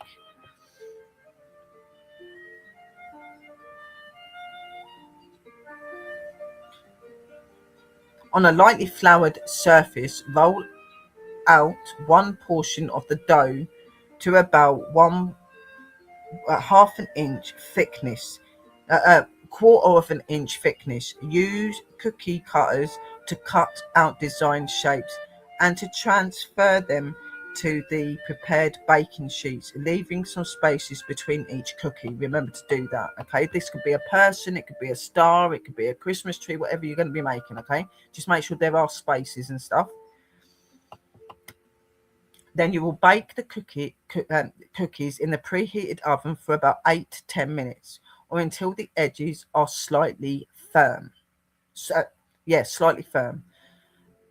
The baking time may vary depending on the size and the thickness of the cookies, so keep an eye on them to prevent over baking. Once they are baked, remove the cookies from the oven and let them cool on a baking sheet for a few minutes. Then transfer them onto a wire rack till they are cool completely. You do not want to be trying to decorate them while they're still hot. Let them cool down completely. So put a cloth or something over them so nothing lands on it or dust don't get on them. Just put something that's, keeps them clean and pampered. Then what you would do is remove the cookies from the oven and I've done that bit. Once the cookies have cooled, you can decorate them with the royal icing, the coloured icing, or sprinkles if you desire. Allow the icing to set before storing or serving the cookies. So once you've got them, once they've been sat and they've done, you can put your icing, put your buttons, put your sweets, whatever you're going to put onto your snowman. Then just put them back onto your sheet and leave them to sit there for a good half an hour, 40 minutes. And make sure that all of the icing and all of your goodies on it have actually hardened, so that when you eat it, it's not going to be all messy and it's not all going to crumble and fall apart. So just leave them to sit and to completely firm. And once they're done, put them into the boxes or on your plates and serve them to your loved ones, your children, and just enjoy them for the festive season, because they are very much a festive season goodie and treat to have. Enjoy homemade gingerbread cookies. They are delightful on their own, or can be used for direct decorative purposes, such as hanging them on trees or creating a gingerbread house. Get creative with your designs and enjoy the delicious, spicy, sweet flavours of these traditional Yule treats. There's lots of things you can do with them. Most people do choose to eat them, but they might make less sweet ones to put on the trees. As Yule approaches, we are filled with anticipation and excitement for the magical season of celebration and interception. It is a time to honour the winter solstice, to connect with ancient traditions, and to embrace the warmth of community and spiritual connection. From decorating altars and embracing the symbolism of Yule, to savouring traditional foods and participating in meaningful rituals and connecting with loved ones, ancestors, deities, and gods and goddesses are all important. We embark on a journey of self-discovery and spiritual growth as we gather around the hearth. And I just want to give you this beautiful little festive reminder and saying for you to remember. May the flickering flames of the Yule log ignite a renewed sense of hope, love, and harmony in our lives. Let us carry the spirit of Yule throughout the year, nurturing our connection with nature and embracing the cycles of life, and welcoming the return of the light of our sun, and wishing you a blessed Yule, filled with joy, peace, love, and abundance to you all. Happy Yule, guys. And I'm just going to give you a few Yule prayers that you can do to celebrate these aspects I've spoke about in this section. Okay, so these will be incorporates for the 12 Yule day celebration and the different energies and things that you can connect to and things like that. Just some prayers to them so that you can bring that extra piece of importance and spiritual significance into your Yule celebrations and your rituals. So we are now going to go into doing them. And again, it is another long day, a long video, but I am really one of these people that think that education and teaching you is correct, should be done correctly, and that I should be open and willing to learning you guys these things, and I should be, because it's an important aspect in any person that's coming into the craft. Okay, so just a few little prayers. So these are 12 pagan prayers for Yule, but they're not just pagan. I use them as a witch, and there are other people that use them are witches as well. Not everybody that are witches are pagan or Wiccan, guys. Okay, that's what you need to remember, which is why in my reading I've put pagans, Wiccans, and witches. Okay, because we're not all the same thing. But these are 12 prayers that you can practice and use for Yule for very important and significant reasons. The winter solstice, the darkest and longest night of the year, is a time of reflection. Why not take a moment to offer up a Spiritual prayer for Yule. Try a different devotional each day for the 12 days of Yule Sabbaths to give you food for thought during the holiday seasons, or simply incorporate the ones that resonate with you in your seasonal rituals. You do not have to follow them if you don't want to follow them all. So, the first one, which is a really important one, and we should all very much be open and grateful to our earth, our Mother Earth, for all that she brings to us, the abundance, the goodness, and the things that she brings to us in life. So, a prayer to the earth. Just because earth is cold doesn't mean there's nothing going on down there in the soil. Think about what lies dormant in your own life right now and consider what may bloom a few months from now. Okay, so it's no different in nature than what it is in our life. We're all probably on a dormant stand still at the moment, and things are a bit still because we can't do certain things at the minute. So just remembering that all those essence and energies are going to come back. And this is a prayer to say. It's short, it's sweet, but it's meaningful.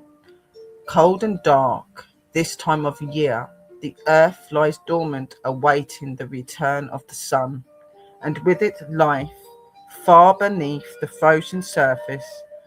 A heartbeat awaits until the moment is right to spring. Blessed be, so might it be, whatever you feel to say. You can incorporate that and make that more. I'm just giving you the basic wording. I have got this, but I've got this wrote up in a lot more of a meaningful way. So I've wrote it differently, but this is just these are just little layouts. You can incorporate your own wording and aspects into them. So again, cold and dark this time of year, the earth lies dormant, awaiting the return of the sun, and with it life far beneath the frozen surface. A heartbeat waits until the moment is right to spring.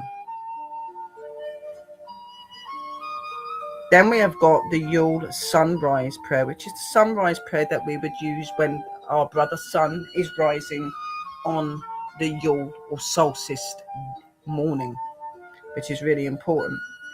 So when the sun first rises on Yule, or on around December the 21st or June the 21st, if you're below the equator, it's time to recognize that the days will gradually begin to lengthen. If you're hosting a winter solstice gathering, try to time things so your family and friends can greet the sun with this prayer as it first appears over the horizon first thing in the morning. And say this prayer as you greet the brother sun into the early morning of Yule. The sun returns, the light returns, the earth begins to warm once more. The time of darkness has passed, and a path of light begins the new day. Welcome, welcome, the heat of the sun, blessing us all with its rays. Blessed be, so might it be. Whatever you wish to say, so it is. Prayers to the winter gods and goddesses. Well, this is to the goddess, so the mighty goddess.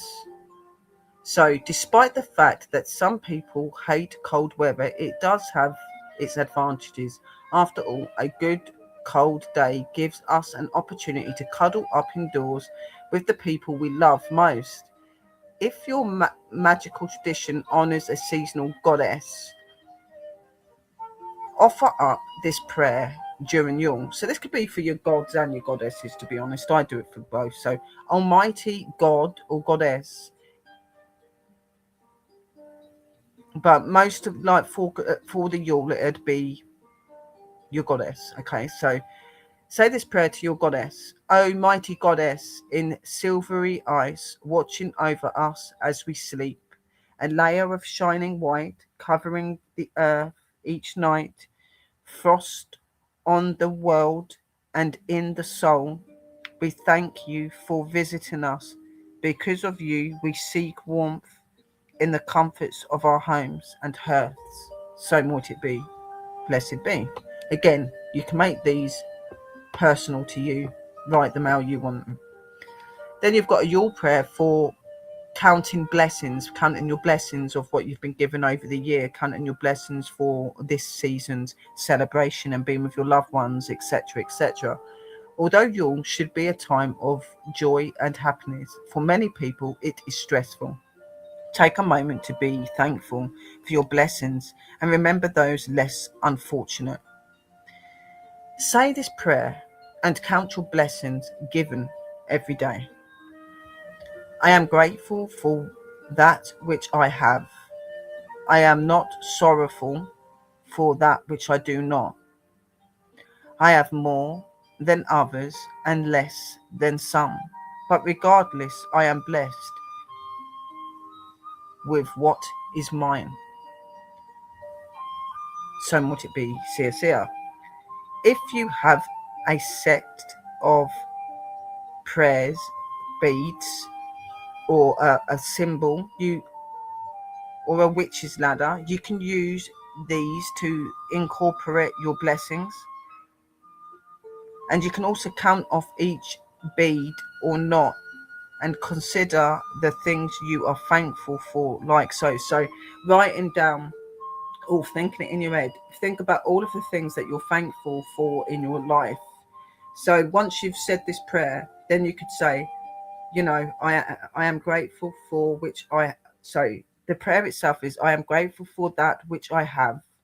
I am not sorrowful for that which I do not. I have more than others and less than some, but regardless, I am blessed with what is mine. Then, just in your head or writing down or whatever you're wanting to do, you could write down all of the things that you feel blessed in. Okay, so it could be that you're blessed. So you would put, I am thankful for my health. I am thankful for my family. I am thankful for my warm home. I am thankful for the abundance in my life, so on, so on, so on. So you would write a list of all of the things you want to show your appreciation and your gratitude for that you've been blessed with. So this could be friends, family, being together at Yule. It could be you showing gratitude because you've passed an exam or a test. It could be anything. All the things that you are grateful for that you have achieved and that you've been blessed with to achieve. These things you would write down after, or say, or speak out loud, or say in your head, after doing that little prayer I've just said to you. So when you've wrote down, so continue counting, counting off the blessings until you have thought of all of that has enriched you in life, and for those that it's helped to that live around you as well, like your family and your friends and stuff. So just counting off all of your blessings. Once you've got all of your blessings and all the blessings that you're thankful for your family and loved ones, you might all stand together and do it. Whether you've wrote this down, you put this in your mind, you stand around the altar when you're doing it, and you either put the pamphlets in as you do when you've finished, or stand there and look at the lights and envision with your family all these things that you've been grateful and you've spoke out of. And it's just a beautiful way to celebrate that. So the prayer for the beginning of winter. So this is the prayer that you can do for the beginning of winter. In early winter, the skies become darker. Sorry, I've lost my way. Hang on a minute. In early winter, the skies become darker and the smell of fresh snow fills the air. Take a few minutes to think about the fact that even if the skies are cold and dark, it's only temporary because the sun will return to us after the winter solstice. So it's a time to reflect and to be happy about the season we've got, because it's symbolizing the rebirth of our brother sun coming to us. When you're looking out there and you're thinking about the return of the sun, See the grey skies overhead, preparing the way for the bright sun soon to come. See the grey skies overhead, preparing the way for the world to awake once more. See the grey skies overhead, preparing the way for the longest night of the year. See the grey skies overhead, preparing the way for the sun to finally return, bringing with it light and warmth to all. So might it be. Blessed be. So remembering all of those things, again you would say, see the grey skies overhead, preparing the way.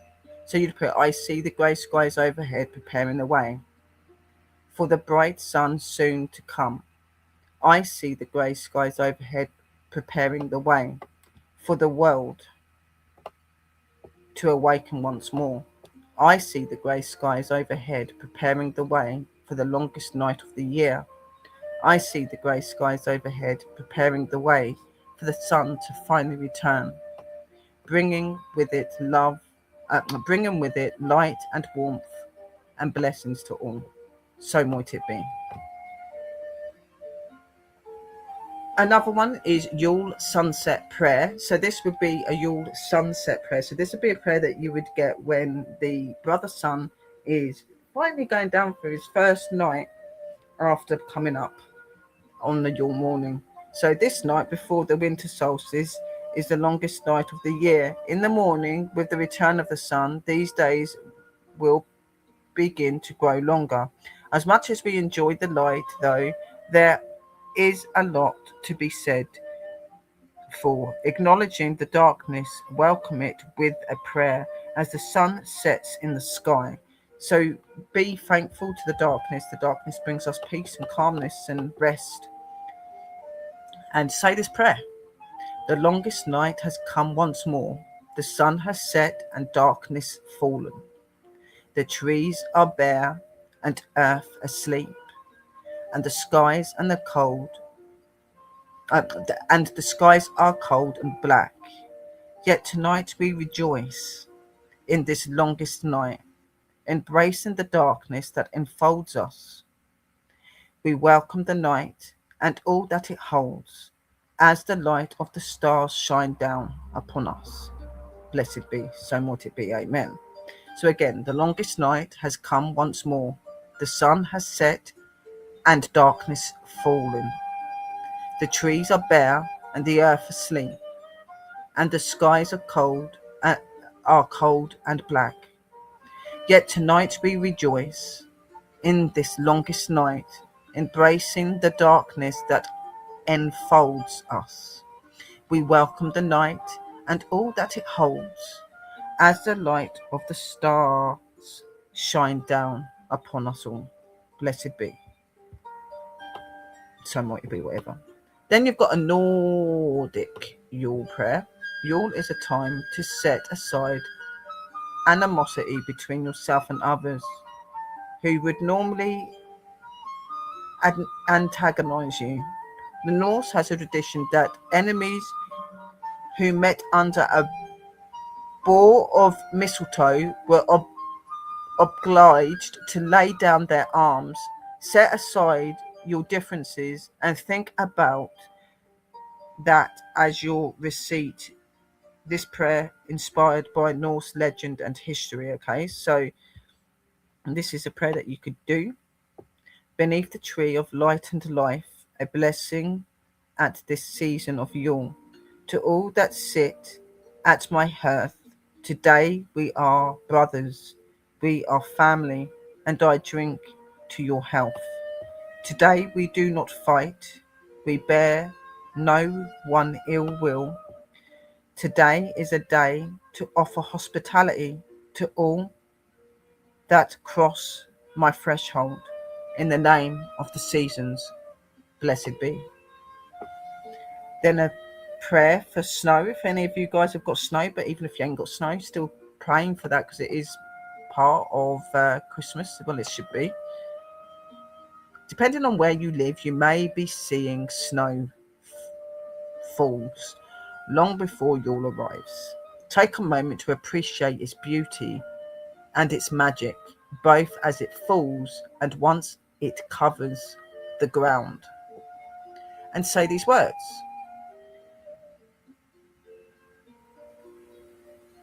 From the reaches of the north, a place of cold blue beauty, come to us the first winter storm, wind whipping, flakes flying. The snow has fallen upon the earth, keeping us close, keeping us together, wrapped up as everything sleeps beneath a blanket of white. Blessed be. Next one is the Yule prayer to the old gods. Okay, so this is a prayer to the gods. In many pagan, Wiccan, and witch traditions, both contemporary and ancient, the old gods are honoured at the time of the winter solstice. Take a moment to pay them tribute and to call upon them during the Yule season. So, like the goddesses, you have a prayer for the gods. So, the holly king is gone and the oak king reigns. Yule is the time of old winter gods. Hail to Belder, to Saturn, to Odin. Hail to Amistul and to Demeter. Hail to Ray, to Horus. Hail to Phrygia, Meneva Sulis, and to Kalich Bilio. It is their season, and high in the heavens may they grant us their blessings this winter day. I don't really go out to most of them. The only ones I really go to is Odin, the Holly King, and the Oak one, and I also do Freya as well. And then obviously Sister Moon and Brother Sun. So this is a Celtic Yule blessing. This is another one that you can use. The Celtic people knew the importance of the solstice. It was important to put aside staples, food for the coming months because it would be long before anything fresh grew again. Consider as you recite this devotional inspired by the Celtic myth and folklore what your family has put aside, both material goods and things on the spiritual plane. Okay, so all things that you may have put aside, things that you've put for the colder months, and things that you're going to be using for your celebrations and stuff. Just show your gratitude and appreciation for that, and do this prayer. The food is put away for the winter. The crops are set aside to feed us. The cattle are calmed down from the fields, and the sheep are in from the pastures. The land is cold, the sea is stormy, the sky is grey, the nights are dark, but we have our family. Kin and clan around the hearth, staying warm in the mindest of darkness. Our spirit, our love, a flame, a beacon burning brightly in the night again. So might it be. Blessed be. Then we have got a elemental prayer for Yule, okay? In the middle of winter, it's hard to remember sometimes that though the days are dark and cloudy, the sun will soon return. Keep this in mind during those dreary days by invoking the four classical elements and remembering that life continues to grow underneath. And say this, as earth grows colder and the winds blow faster, the fire dwells smaller and the rains fall harder, let the light of the sun find its way home. Blessed be. You can amplify that, make it as personal and as long as you want, or as short as you want. That is completely up to you. The Yule prayer to the sun god. Very important prayer. Many ancient cultures and religions honored solar deities during the winter solstice. Whether you honor Ra or Helios or some other sun god, now is a good time to welcome them back. And say this: Great sun, will of fire, sun god, in your glory, hear me as I honor you on this, the shortest day of the year. Summer has gone past us by, the fields are dead and cold. All of earth sleeps in your absence, even in the darkest times. You light the way for those who need a beacon of hope, of brightness, shining in the night. Winter is here and colder days coming. The fields are bare and the livestock thin. We light these candles in your honor, that you might gather your strength and bring life back to the world. O mighty sun above us, we ask you to return, to bring back to us the light and the warmth of your fire. Bring life back to earth, bring life back to earth. Hail the sun god, blessed be. So might it be. So these are the representations. I've been talking to you about this, about the importance of Yule and why it's so beautiful and so important. We remember those moments, feasting up on feasts, as you see here, and enjoying our times with our loved ones, showing our appreciation to those that we don't no longer have here with us but are here in spirit, showing our love and appreciation to our gods, goddesses, deities and energies that are associated with Yule. And also the most important thing is remembering the aspects and the history and the story behind Yule, and why Yule is such a magical and spiritual celebration for us witches. We celebrate the true and factors of our life and our element. We, in Yule, as we do in any of our celebrations, celebrate the natural and true way of our world and how it is every year. And we celebrate the gifts and the joys and the things that we have been gifted with. And we use this time to reflect on what we've done great in and the things we've not done so great in. Reflect on things that we don't want in our lives anymore, and we reflect on the things that we wish to bring into our life, bringing us new beginnings. Now, it's really important to remember your importance, guys, and remember that even if you can't completely follow to the traditions of the things that I've said to you, make it your own. Not everybody's going to be able to make a Yule log, but you can buy a Yule log cake and put your little decorations on there, still do your own intentions. You can make little sprigs of your evergreens and your berries and so on, and put them into a little cauldron and burn it the same way. As long as you see and have all the candles around it all lit as well, and you just see light and you see fire and you see energy and you feel that warmth and that goodness, you are bringing that energy of Yule in, guys. Okay, these are just some of the traditions and the way that some people do celebrate it.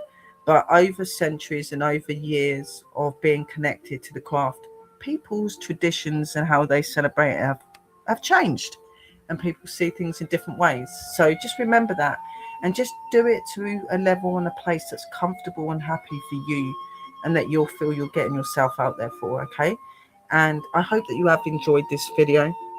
I hope that it's helped you to understand a lot more about our beautiful Yule celebration, and about ways that you can celebrate and incorporate that in, especially if you're somebody that is just joining the craft, or you have joined the craft but you haven't quite got to doing your first season.